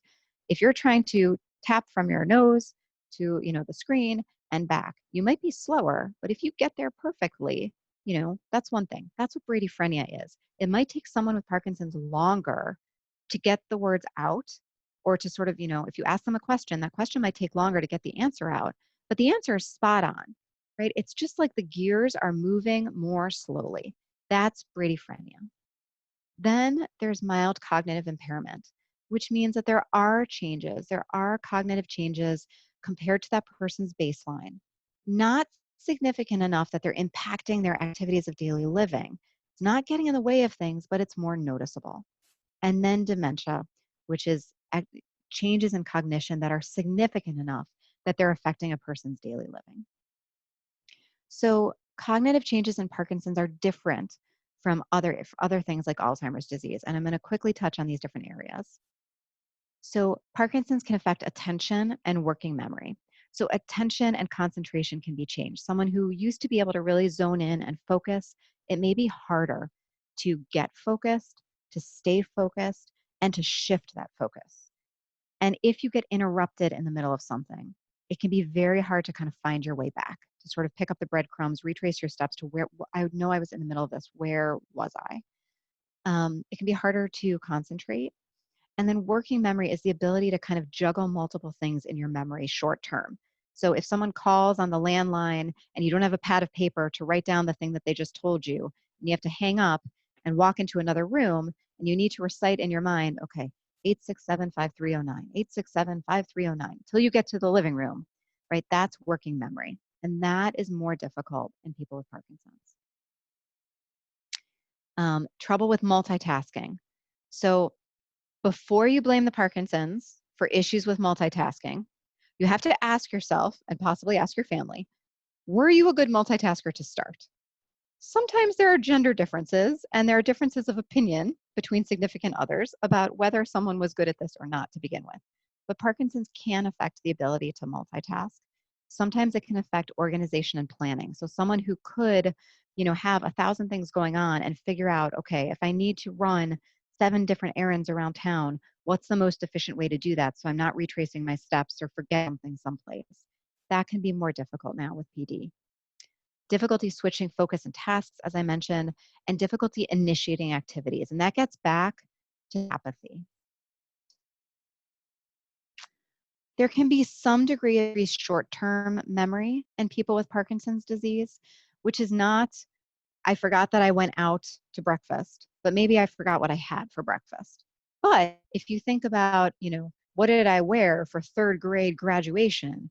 Or, what was I doing at, the time that such and such happened? Those long-term memories do not change. Language can be a little bit challenging in Parkinson's in a couple of specific ways. So there's this tip of the tongue phenomenon, which can be part of normal aging. So you know the word. You are in the middle of a sentence. You have the word. It's just, a millimeter out of reach. I almost think about this as, you have a file in the file cabinet and you're searching through the files and it's there. You just can't find that word that you want. So commonly, people kind of are searching for a word and 5 minutes later, an hour later, they're like, "Da!" and they think of the word, right? Or you think of the name. That is common with normal aging and can also happen more so in Parkinson's. And trouble finding the right words kind of can go with that. Sometimes as the disease goes on, people can lose their train of thought in a sentence. that can also increase over time. All right, and then visuospatial function. So an impaired sense of direction, similar to the multitasking, similar to the gender disparities. I would ask you first, how was your sense of direction before Parkinson's? Because if it was terrible like mine, you cannot blame the Parkinson's for it. But Parkinson's can make your sense of direction worse, both navigating familiar places and unfamiliar places, and sometimes misjudging distances and locations. So the silly styrofoam cup picture is because I often hear, usually from family and from care partners, he or she with PD keeps dropping things or setting things on the edge of the counter. Why can't I get them to put the plate on the counter instead of on the edge of the counter? And it's not that they have a secret vendetta against the wedding china. It's that the visual spatial processing in the back of a person's brain with Parkinson's is actually different. The area of the brain, it's not necessarily the eyes, it's how the back of the brain processes and tells you what you're seeing and where that is in relation to other things. That's altered in Parkinson's. So things can look a little bit distorted or different, and it can lead to misjudging distances and locations. Sometimes this shows up as issues driving. I don't understand. The garbage can was not there when I pulled out of the driveway until the car kind of nicked it, right? Or the tree or the parked car or whatever it was. It's not that the person didn't see it. They saw it. They just saw it differently, sort of objects in the mirror, not quite as they appear. So how do we define dementia? So dementia is a progressive decline in thinking or behavior from a prior level of functioning in one or more domains or areas of memory and thinking. So this could be memory, reasoning, language, visual processes, executive functions, like I mentioned, behavior, social interpersonal behaviors, or personality. And they have to be significant enough that they're interfering with usual activities of daily living and social relationships. And saying dementia is different than delirium. So delirium is if someone goes into the hospital, often there's so much going on, you're not sleeping, you're getting all kinds of different meds, you can get confused, you can be out of it, you can say crazy, funny things, bizarre things, really be off of your game. That's a temporary thing. Dementia means permanent damage to or death of the brain's nerve cells. So most often when we think about this, the number one cause is Alzheimer's disease. And as people get older, they're more likely to be affected by Alzheimer's disease. If you look at the studies regarding Parkinson's long term, depending on the study you read and the different populations of patients that were studied, 80% of people with Parkinson's will develop dementia at some point if they live long enough and something else doesn't get them first. And I want to make sure that everyone hears that. For most people, Parkinson's is not the thing that gets you. You got to pick something else. This is why you have to hold your primary care doctors accountable. Okay. But if you live 20, 30 plus years with Parkinson's, the likelihood of developing dementia increases. The other thing to keep in mind is that as someone with Parkinson's ages, you are at risk of Parkinson's dementia, but also, and quite unfairly, you are also at risk of Alzheimer's and other things that can go on. So when we talk about Parkinson's dementia, what makes that different? Well, it affects those areas of memory and thinking that I mentioned earlier. Someone with Alzheimer's typically will, really lose short-term memory, have a lot of trouble. They repeat themselves in conversations. You may not know exactly who someone is. That is not what happens in Parkinson's. It's really more this attention, this executive function, and then hallucinations can be part of this, and paranoia or delusions.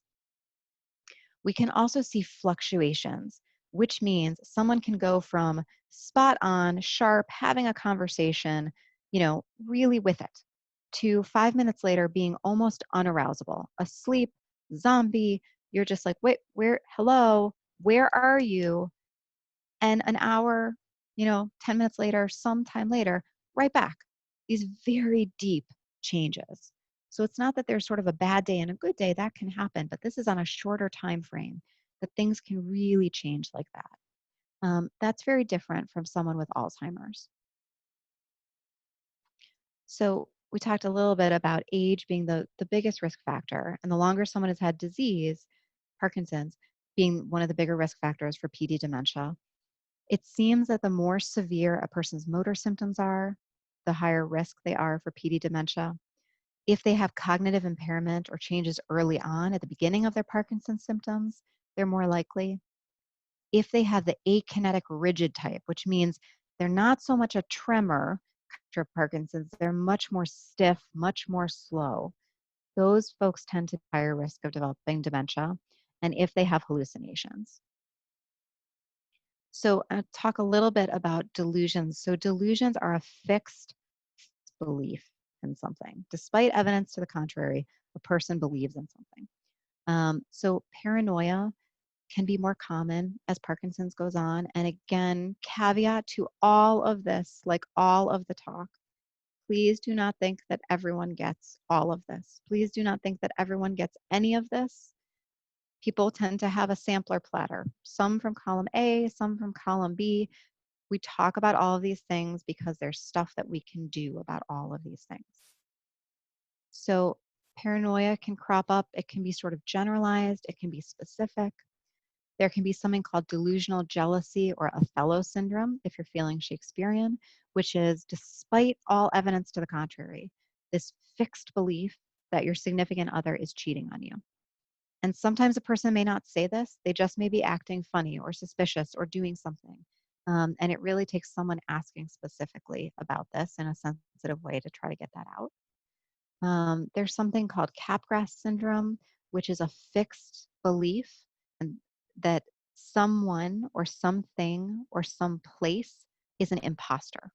This isn't the John, you know, my husband. This is the imposter John. And even though it looks identical to real John and knows things that only real John would know, I know it's not the real John, which sounds really hard to believe unless you're the person that has that. And this can apply to a place. You can really believe that this is not your bedroom. Someone has come in and replaced everything there with things that look like your bedroom, but you know that it's not.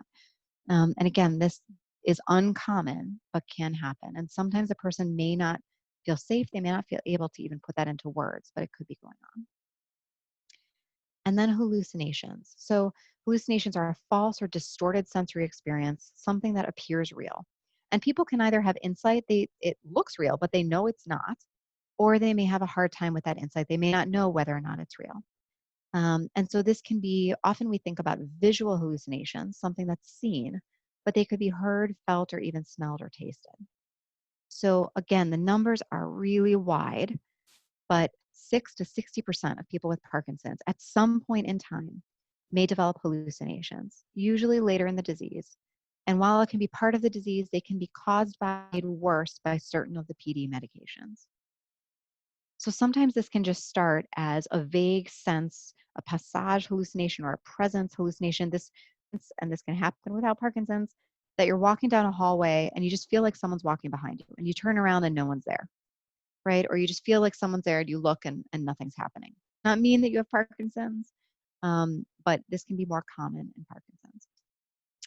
These hallucinations can evolve to more sort of, they can be mistaking a real object for something else. So you glimpse the chair out of the corner of your eye and you think that it's a person. And you look over and go, it's not a person, it's a chair. So an illusion is when there is something there and you just mistake it for something else. That sensory illusion is that feeling of someone being there. A visual hallucination is when you see something that isn't actually there. There is no stimulus. So it could be just a flash of light. It could be a little color. It could be a pattern that you see and you blink and you shake your head and it's gone. First of all, could be related to your eyes. People are allowed to have floaters. They can have all kinds of other things. So if this is going on, you want to make sure that you're seeing your eye doctor to make sure it's not easily treatable and it's not an eye issue. But as time goes on, these can become more complex. They can be well-formed animals, they can be objects, they can be other people. And so they can start as like a little mouse in a corner. Often they're little animals. It's a bird in the window. It's something. And sometimes they can be so normal that people just think, yeah, there's a cat out on the front lawn. So what? Right? And unless you ask someone else, is that cat on the front lawn? What cat?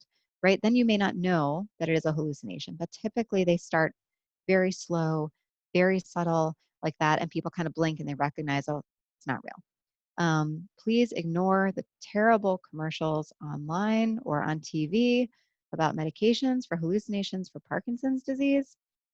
Things don't ever start, boom, like that. They will not go from 0 to seeing 1,000 dogs in your yard in one day. That doesn't happen. Over time, people who have hallucinations, though, the hallucinations can evolve and get more involved, more complex, more frightening as time goes on. So we want to catch it before you're seeing a parade of people or beings in the house. This is a painting that was created by someone with Parkinson's who had hallucinations, and the doctor asked them, like, show me what they look like. So I'll leave that here for a second. I wanted to talk through really quickly sort of the treatment to sudden changes in Parkinson's versus gradual changes. So here's the thing about Parkinson's. This is unfortunately a slowly progressive neurodegenerative disease, which means on months to years scale, there are changes going on in the brain. It is slowly progressive though. So there is never going to be the morning when you wake up and stuff doesn't happen like that. That is a stroke. That is a seizure. That is multiple sclerosis. That is something else going on. But you will never wake up one morning and something new that wasn't there before, sudden because of Parkinson's, because that's not how the brain works with us. There are slow, gradual changes going on. But can you have a day when suddenly something feels much worse than it did before, or something crops up? Yes. And that's almost always because there's something else going on, and it's going to show up in your Parkinson's. So I give this talk, versions of this talk, to medical students, to residents, to fellows, to colleagues, and I tell them, it is always a urinary tract infection until you prove me wrong. Done.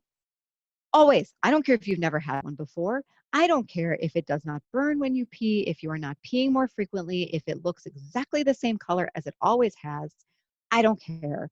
It is a urinary tract infection until you prove me wrong, because that's what the literature says. It's not just me being obnoxious.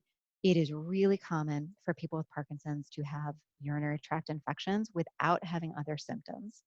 And often the classic teaching in medical school is you don't treat asymptomatic bacteriuria, meaning you check the urine, it shows bacteria, but the person is not complaining of urinary tract symptoms.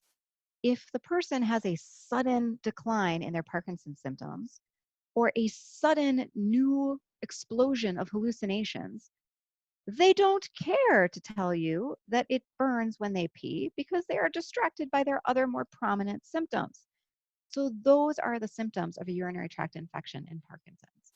So if this happens, call and let your neurologist know, but most of the time the neurologist is going to go, you need to go get your urine checked. Or if that's not it, you need to get a chest x-ray. Are you coughing? Do you have a fever? Could this be pneumonia? Could this be flu? Other infections. Could it be a dental infection? Again, we often forget about the teeth, but dental abscesses can sort of go hidden as a source. Constipation. Why do I spend 60% of my day talking about poop? Because it lands my patients in the hospital. And I promise you, you don't want to be in the hospital anytime, really right now, but you don't want to be in the hospital because of constipation, because it's not pretty. So taking care of it at home and staying on top of constipation is really, really important. Recent medication changes. If something new has been added to your regimen and within the next few days or week, something changes, please, please, please note that.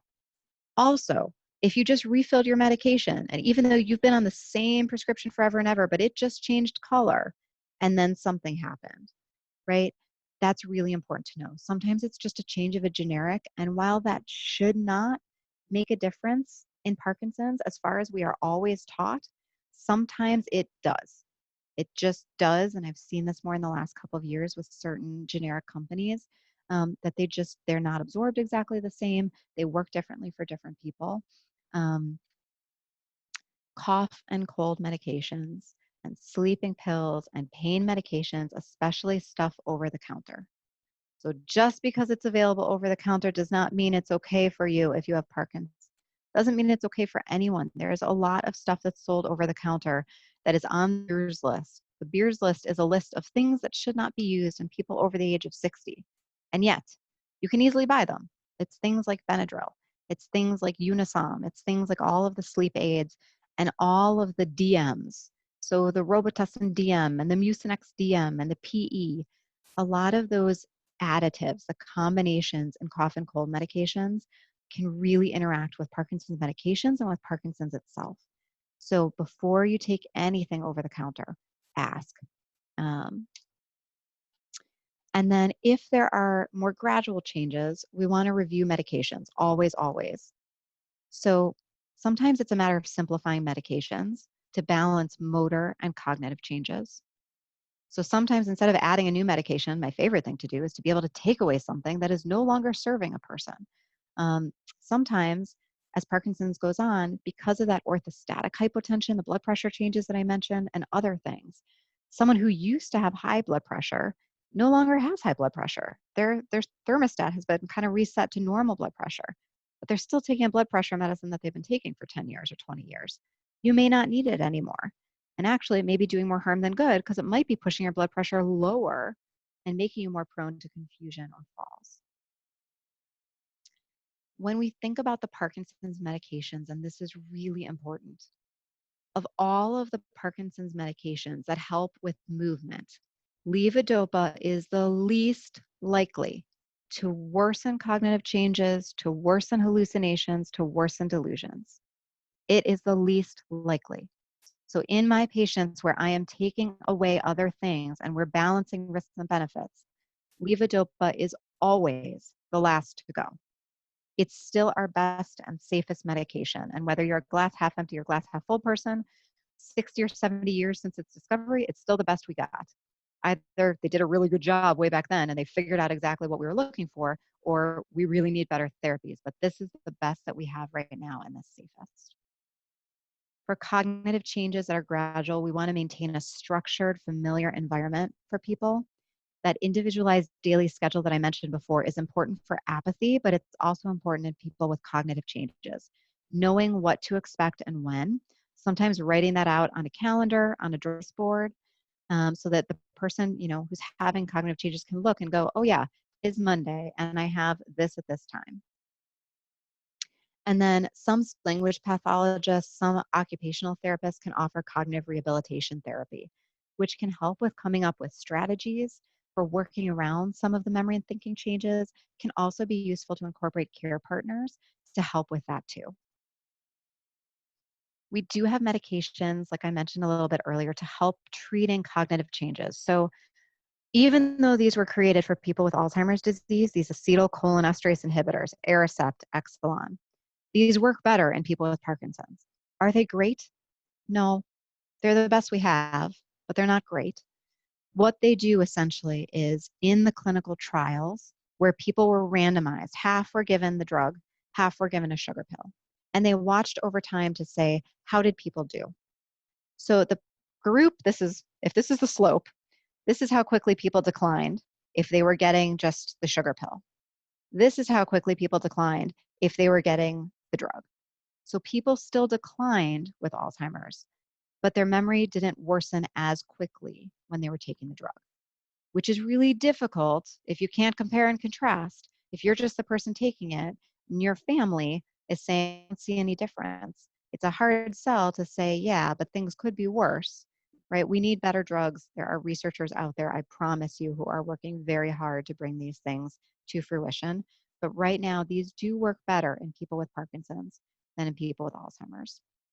Namenda or memantine is another class of medications, and that's used for more moderate to severe cognitive changes. And if people have psychosis, which means hallucinations and delusions that are significant enough to get in the way of their daily activities, if they're mild, if they don't bother them, we leave them alone. But first, we reduce unnecessary medications. We get rid of anything that's making it worse.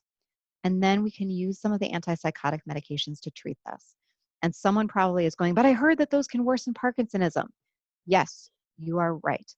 But there is a class of antipsychotic medications, and they are not created equal. Some are much more potent and much stronger, and others are much more gentle. And so, a neurologist who specializes, who knows Parkinson's disease, knows which ones we need to use, if we need to use them, and when to use them, and how to avoid having to use them. So, those can be medicines like Quell or quetiapine, which is a lower potency medication. And again, they're only where hallucinations or delusions are getting in the way of usual activities. Clozaril or clozapine is an old medication, but really a good medication when we need it.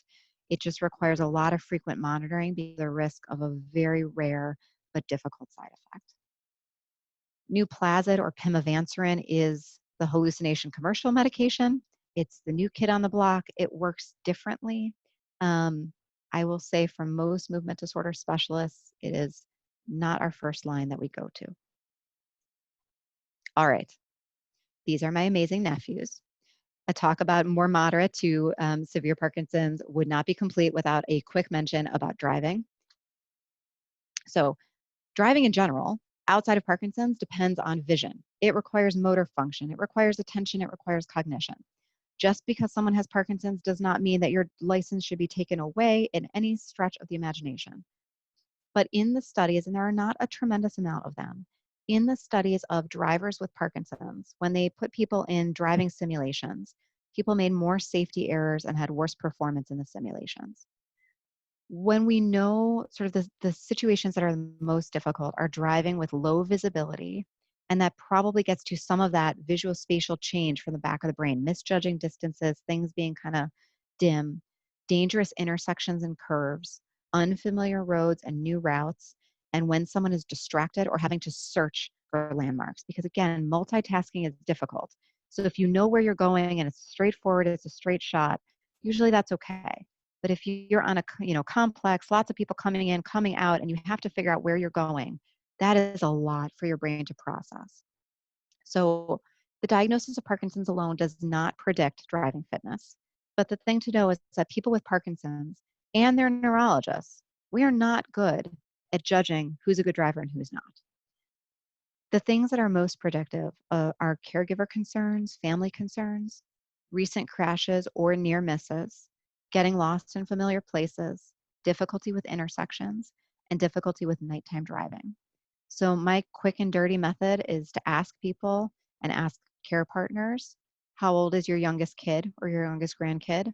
And do you feel safe with them in the car if the person with Parkinson's is driving? And if the answer is no, or if the answer is a pause or a raised eyebrow or a can we talk after the visit, then we need to have a further discussion. So this does not mean that that is an automatic snap to we report you to the DMV and we take away your license. Giving up driving is not something to be taken lightly. It's associated with in some people with decreased mobility, social isolation, lower quality of life. So there are a lot of compensation strategies. And also, we take away the distractions and we can send people to get a driving evaluation, which these exist and they're wonderful. And they're physical therapists or occupational therapists who literally break up all those different components of driving that I mentioned. They will test your vision. They will test your reaction time. They will test your ability to move your head back and forth and look at the mirrors. And if all of those different pieces and more are okay, then they pass you on that stage and they put you in a driving simulator or they take you out on the road. And if you do okay with that, then great. You've proved the kids wrong, right? And then you keep driving. All right. So it really takes a team to manage Parkinson's. That picture. I think that it takes a superhero team. And whichever one you see yourself as, you, the person with Parkinson's, are the center of that team. If you feel like your healthcare team does not see you as the center of that team, I would argue you need to get a new team because you should always be at the center with your care partner, with your family and friends. Ideally, you have a movement disorders neurologist because these are the folks who are just specifically focused on Parkinson's. That is all that we do. We are terrible at parties, but we are really good at taking care of people with Parkinson's. Movement disorders nurses rule the world, answer all the phone calls, answer the questions, help people cope. social workers, save the world. All of these folks are really, really critical to managing Parkinson's through the journey. So quickly, physical therapists, we've talked about a bit, but I want to remind people, and if you are at In Motion, you guys are amazing, but going to just like the Athletico on the corner for your Parkinson's is not going to be enough. Someone's going to go, okay, stretch a resistance band, step up and down on here. That is not what you need. You need someone who knows Parkinson's. There's LSVT big. There are all these modalities that have been studied and shown to make a difference, not just stretch the resistance band and raise your arms and clap your hands. Physical therapists can make a huge impact. They can help with strength and walking. They can help with transfers. They can help maintain range of motion and improve it. And they can also help with motivation to exercise, because exercise is huge, but you have to find the exercise you're going to do. And they can help with that. Occupational therapists are the troubleshooters. They can help assess and encourage rehabilitation with performance of activities of daily living. So here's someone showing off their snazzy shower chair. They can evaluate for driving safety. Some OTs are trained in assistive technology, so certain things that can help with eating, typing, computer use. They can help with home safety. Speech and language pathologists, as I mentioned, evaluate, treat, support, and care for people with trouble with communication, with trouble with eating, drinking, and swallowing. So they can do all kinds of things. This is just one of the swallowing studies that they're actually having you swallow something, having you swallow different liquids, different, little cookies, and they can actually watch in real time how you swallow, and does it go where it needs to go, or does it get swallowed down the wrong pipe? For the sake of time, I will probably skip over differences between inpatient and outpatient therapy. Most of the time, people can't get directly admitted to inpatient rehab just from home. Inpatient rehab is after people have had a hospitalization for an injury or an illness. And acute rehab means you have to be able to do therapy for at least 3 hours a day. Subacute rehab means you need some, but you can't do 3 hours a day.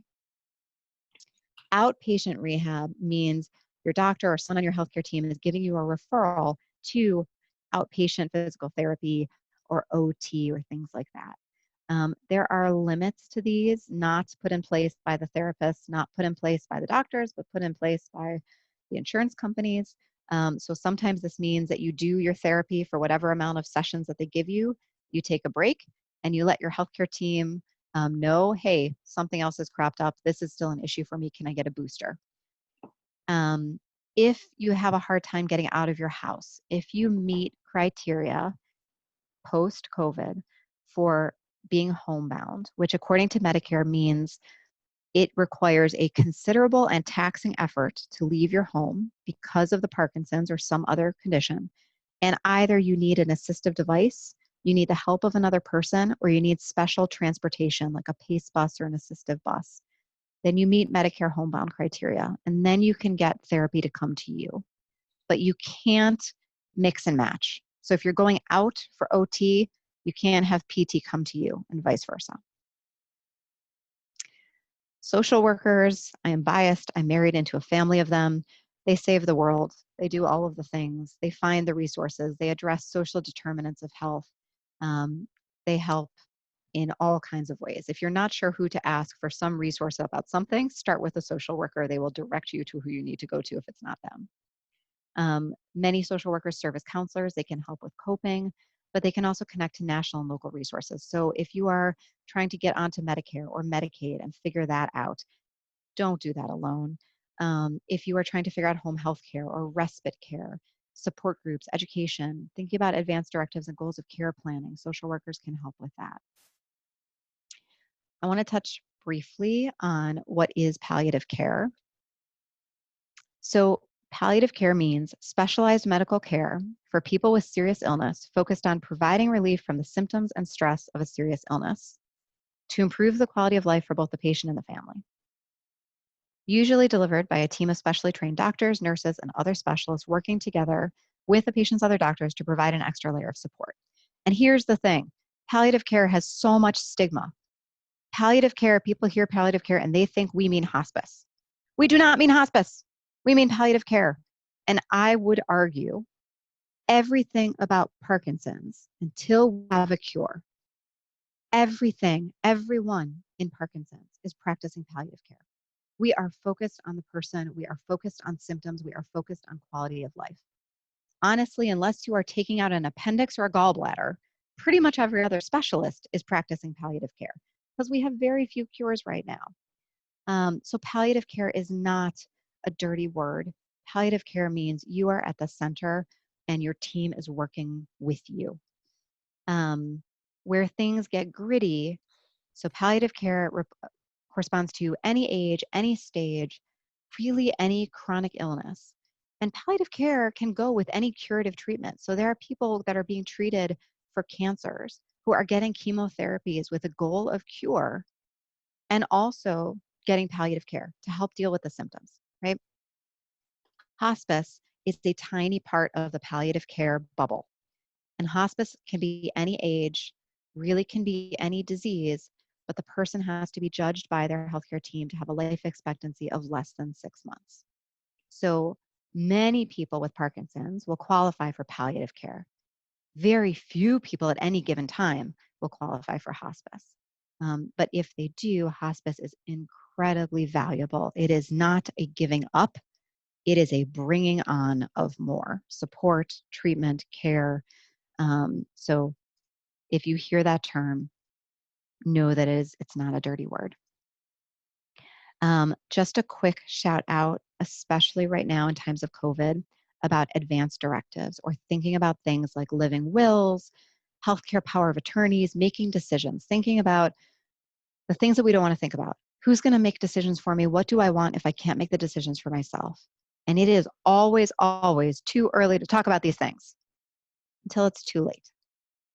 And I cannot tell you the number of people and the number of families that, tell me when their loved one is unable to make decisions for themselves outside of Parkinson's in any condition. I just wish I knew. Don't exactly know. You'd think that I would know what he or she wants, but we never really talked about it, right? Everyone is stuck at home right now. You got nowhere to go. Now's a good time to start a conversation. So directives refers to any legal documents in which people express their wishes about the kind of healthcare they would want to receive, who will make decisions about their care if they're unable to make their own treatment decisions. So a living will is what I want.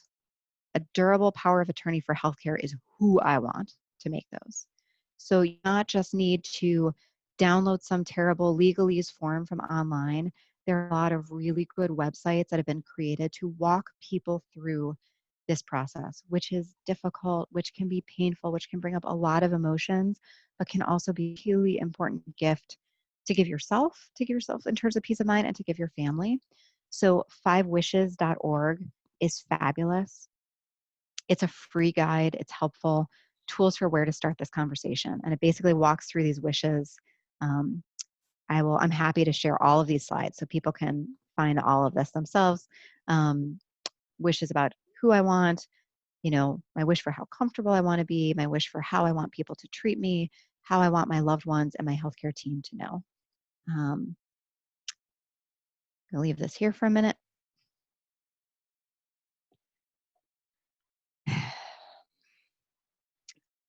I used to say, Dr. Google knows very little about Parkinson's disease. I said this to one of my patients, and he's very lovely. And he said, "Why are you calling him Dr. Google? I think he's Uncle Google. Like the uncle at the end of the Thanksgiving table who's sitting with the wild conspiracy theories is Uncle Google," right? So that is how I think about Dr. Google. He's been demoted. He didn't even go to med school. He failed, right? There is so much crap online about Parkinson's that is people trying to sell you something, whether it's an idea, whether it's some theory. There are people that can claim anything that they want to claim. Ask scientists, ask healthcare professionals. Don't just believe anything that's on there.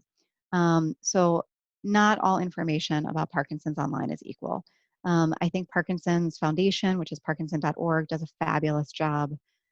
They have a lot of resources. They've actually revamped their entire site. They have a whole site in Spanish now.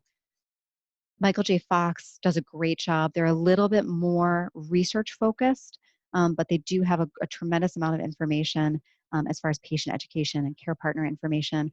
They also have Fox Trial Finder, which I encourage everyone to go to sign up for. You basically say, hey, I'm someone with Parkinson's, and if there's a trial a clinical study that I would be a good candidate for, let me know. You're not committing to anything. You're just kind of getting on the list. You can sign up if you are a care partner. So many studies need healthy controls, which means someone who doesn't have Parkinson's. Um, clinicaltrials.gov. Similarly, this is run by the NIH, the National Institutes of Health. You just go to clinicaltrials.gov, you type in Parkinson's disease. You can specify, I'm in the US, I only want to look for stuff in Ohio. I only want to look for stuff in Illinois, or I want to look for stuff within X number of miles. And it will pop up and show you all of this going on for Parkinson's in that area, whether they're active, whether they're recruiting, and a contact link.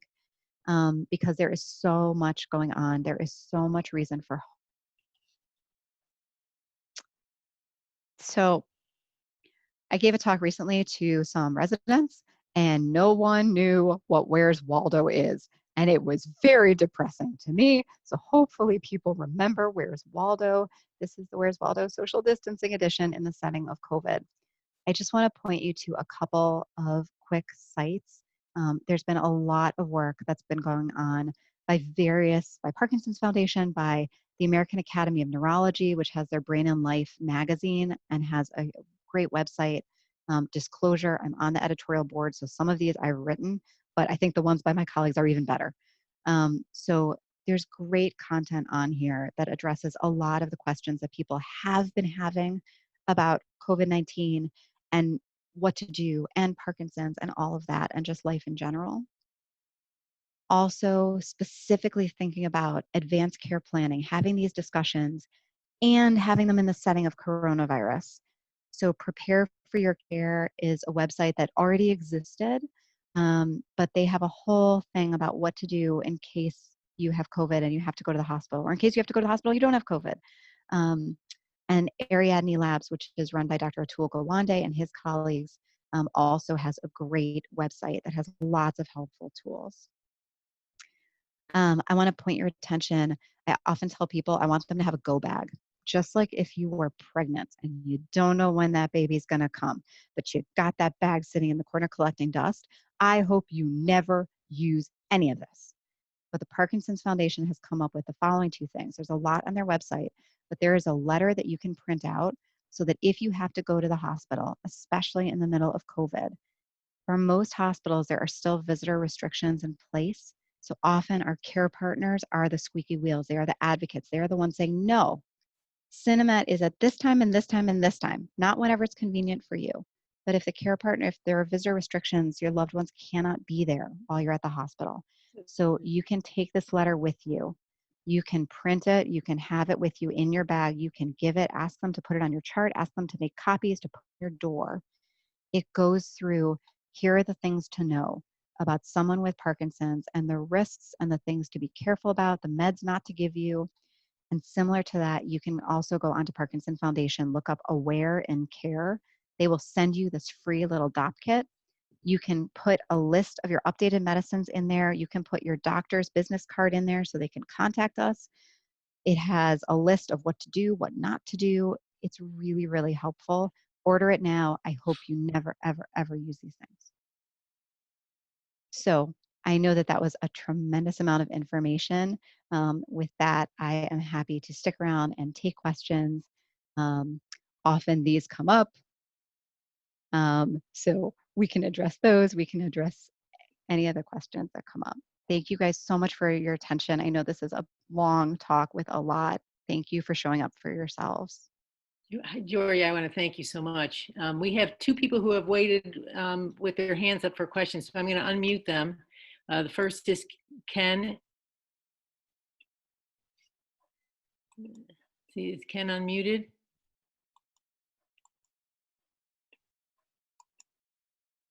No, let's see. Why isn't Ken unmuting?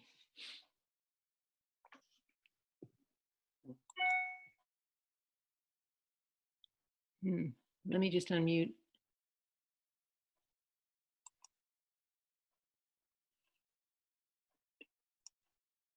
Ken, can you unmute yourself? Am I muted? You're not. I can hear you. Ken Adams, are you still there? I'm here. Okay, you can ask your question, Ken. Yeah, you had some medications to help with your gait. Did you say what are they, or? Yeah, well, I didn't get them written down fast enough. So besides kind of the usual, the levodopa and things like that, sometimes we can use donepezil, which is Aricept is the brand name, ARICEPT,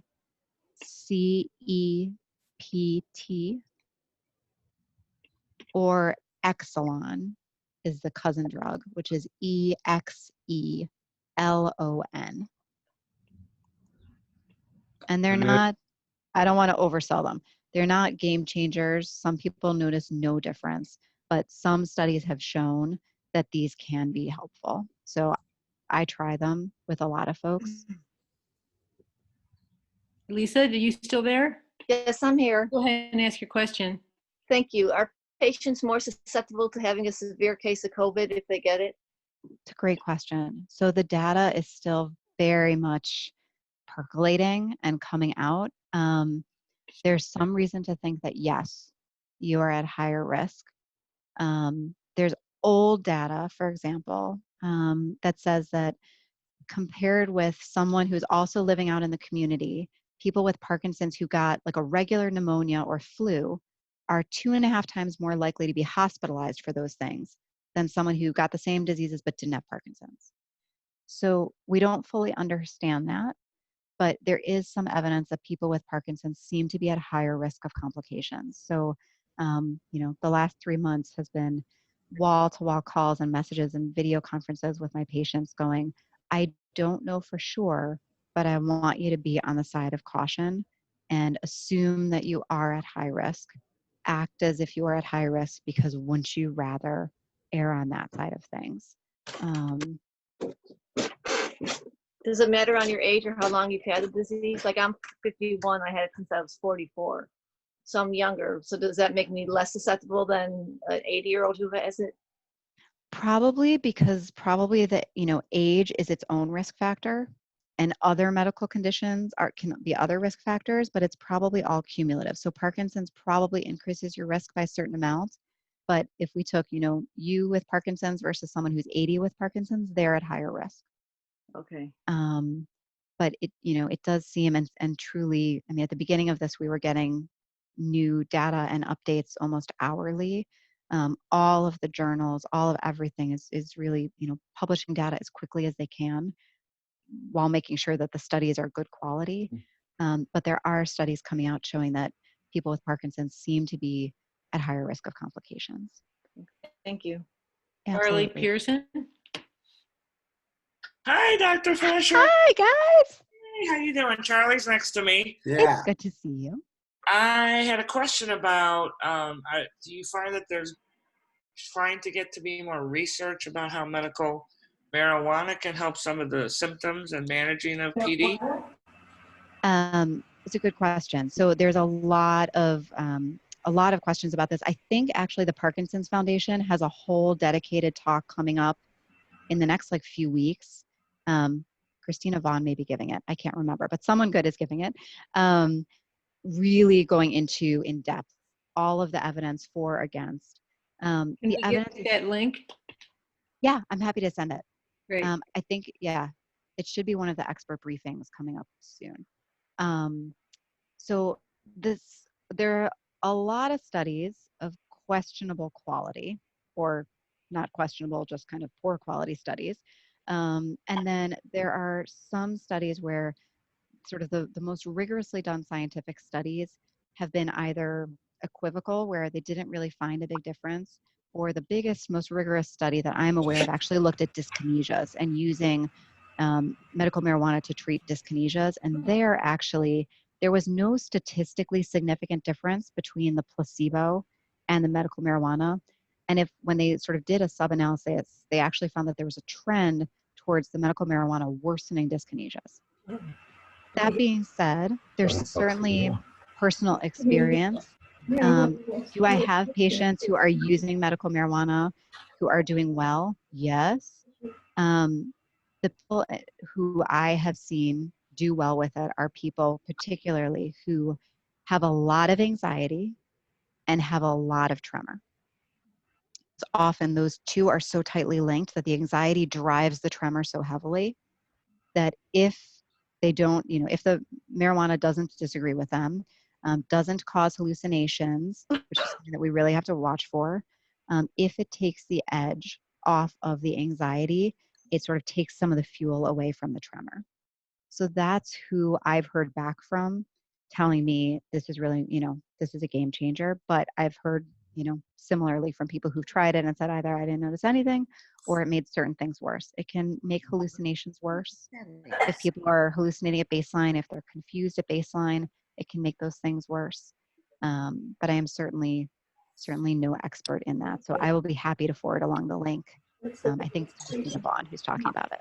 That would be great. Thank you. Jori, we have 2 more questions and then we're going to have to close it down here. Let's start with Derek Stewart. I have issues with balance and with posture when I walk in the room. Are there any exercises that can be done to treat that, or is that something to be dealt with the medication, or both? So physical therapy, find a physical therapist who knows Parkinson's. So, ask for a referral, especially someone who's trained in LSVT big, which is kind of what's been studied. Some therapists adhere very closely to sort of the LSVT big regime, which is you have to come 4 times a week for this amount of time and blah, blah, blah, blah, blah. Some people are a little bit more fluid with incorporating the principles of LSVT big and tailoring it to people's schedules where we recognize you can't just devote 4 days a week to go to physical therapy sometimes. But the most important thing is finding someone who knows Parkinson's and knows what affects your balance and how to help you cope with that. But yes, there are things that can be done. Okay, what was that acronym again? It's L like lion, S, V, T, big, the word big. Okay. If you go to, hold on, I'm sharing the screen. I don't know if I'm just sharing the PowerPoint. Let's see. Put it on here. Can you still see this? Yes. So I believe it is LSVT Global. I think it's .org. I always forget if it's .org or .com. If you go to this, you can actually, there's a button at the top right that says like find a clinician. You can click on that, and then there's some little radio buttons to check off whether you're looking for physical therapy and occupational therapy or speech therapy. You click the button for which type you want, and you can put in your zip code, and it will automatically search and look for everyone within 10 miles of you. That's the default. Okay. Thanks, Jori. So, yeah. Thank you. Sally? Yeah, hi. I have problems with my feet, mostly my foot that is the right foot, which has much more tremor. Do you have many patients that have the hammer toe and the dystonia? Maybe you spoke of this earlier. I came in late, and I wondered if people fixed it or fused them, or if that's ever recommended. It's a really good question. I didn't cover it, but a lot of people can have sort of foot deformities. And the question is whether it's a fixed deformity, whether it becomes like the bone is just stuck that way. Yes. Which is really what the hammer toe is. And then certainly I've had people that go and get it fixed. If it's preventing you from walking, and the orthopedic surgeon, feels that they can address it, go for it. Make sure everything else is teed up and that, you're safe and healthy to have surgery. If it's a dystonia, meaning the muscles are kind of pulling against each other and causing different positions, and that can kind of wax and wane depending on medication, depending on time of day. We can try to work on that with medications, but one of the most effective treatments for that also is Botox therapy. So again, which is the generic, I'm using sort of Kleenex for tissues. There are different formulations, but it's weakening the muscle a little bit. So it's not an instant on. It can take about, 7 to 10 days to start to have an effect. Kind of peaks at around 6 weeks and then wears off usually by 3 months. But that can be really effective when it's done by someone who knows what they're doing. Yeah, I've had that 3 times. You do it in the arch, right? Kind of at the bottom of the. It depends on what's going on. Sometimes it's actually more in the calf for the muscles that are kind of pulling the feet, or it's the front of the shin, because those muscles are actually, like, essentially a lot of the muscles that help wiggle your fingers are not in your fingers. They're actually up in here and up in here. So yeah, I would make sure it's someone who feels confident and has experience with people with Parkinson's and doing injections for them. Yeah. Okay, thank you. You're welcome. Okay. Jori, thank you so much. My pleasure. This is really great. And I think we're gonna have a lot of feedback, and we'll hopefully do this again. Yeah, absolutely. Hopefully sometime in person soon. You were awesome. Awesome. Thank you. Oh, Thank you. Thank you very much. all. Please stay safe. Please stay healthy. Thank you, Jori. Thank You're you. welcome. Very much. Thank you. Thank you. Thank you. Thanks. Thank you. Thank you. Richard, Hey, You were Jori, fantastic. No, thank you. where can we get a copy of your slides from this presentation? I will send them to Karen and John and Kathy, and please feel free to distribute. Please come back to Cleveland. Did my family put you up to that? recorded. Jori, it was also recorded. Oh, fantastic. All right. Thank you so much. Thank you. I see Lucy chiming. Thank you. Thank you. Thank you. Okay, stay safe. For your time. You all too. Thank you, Please everyone. be careful. Bye. Bye. Bye.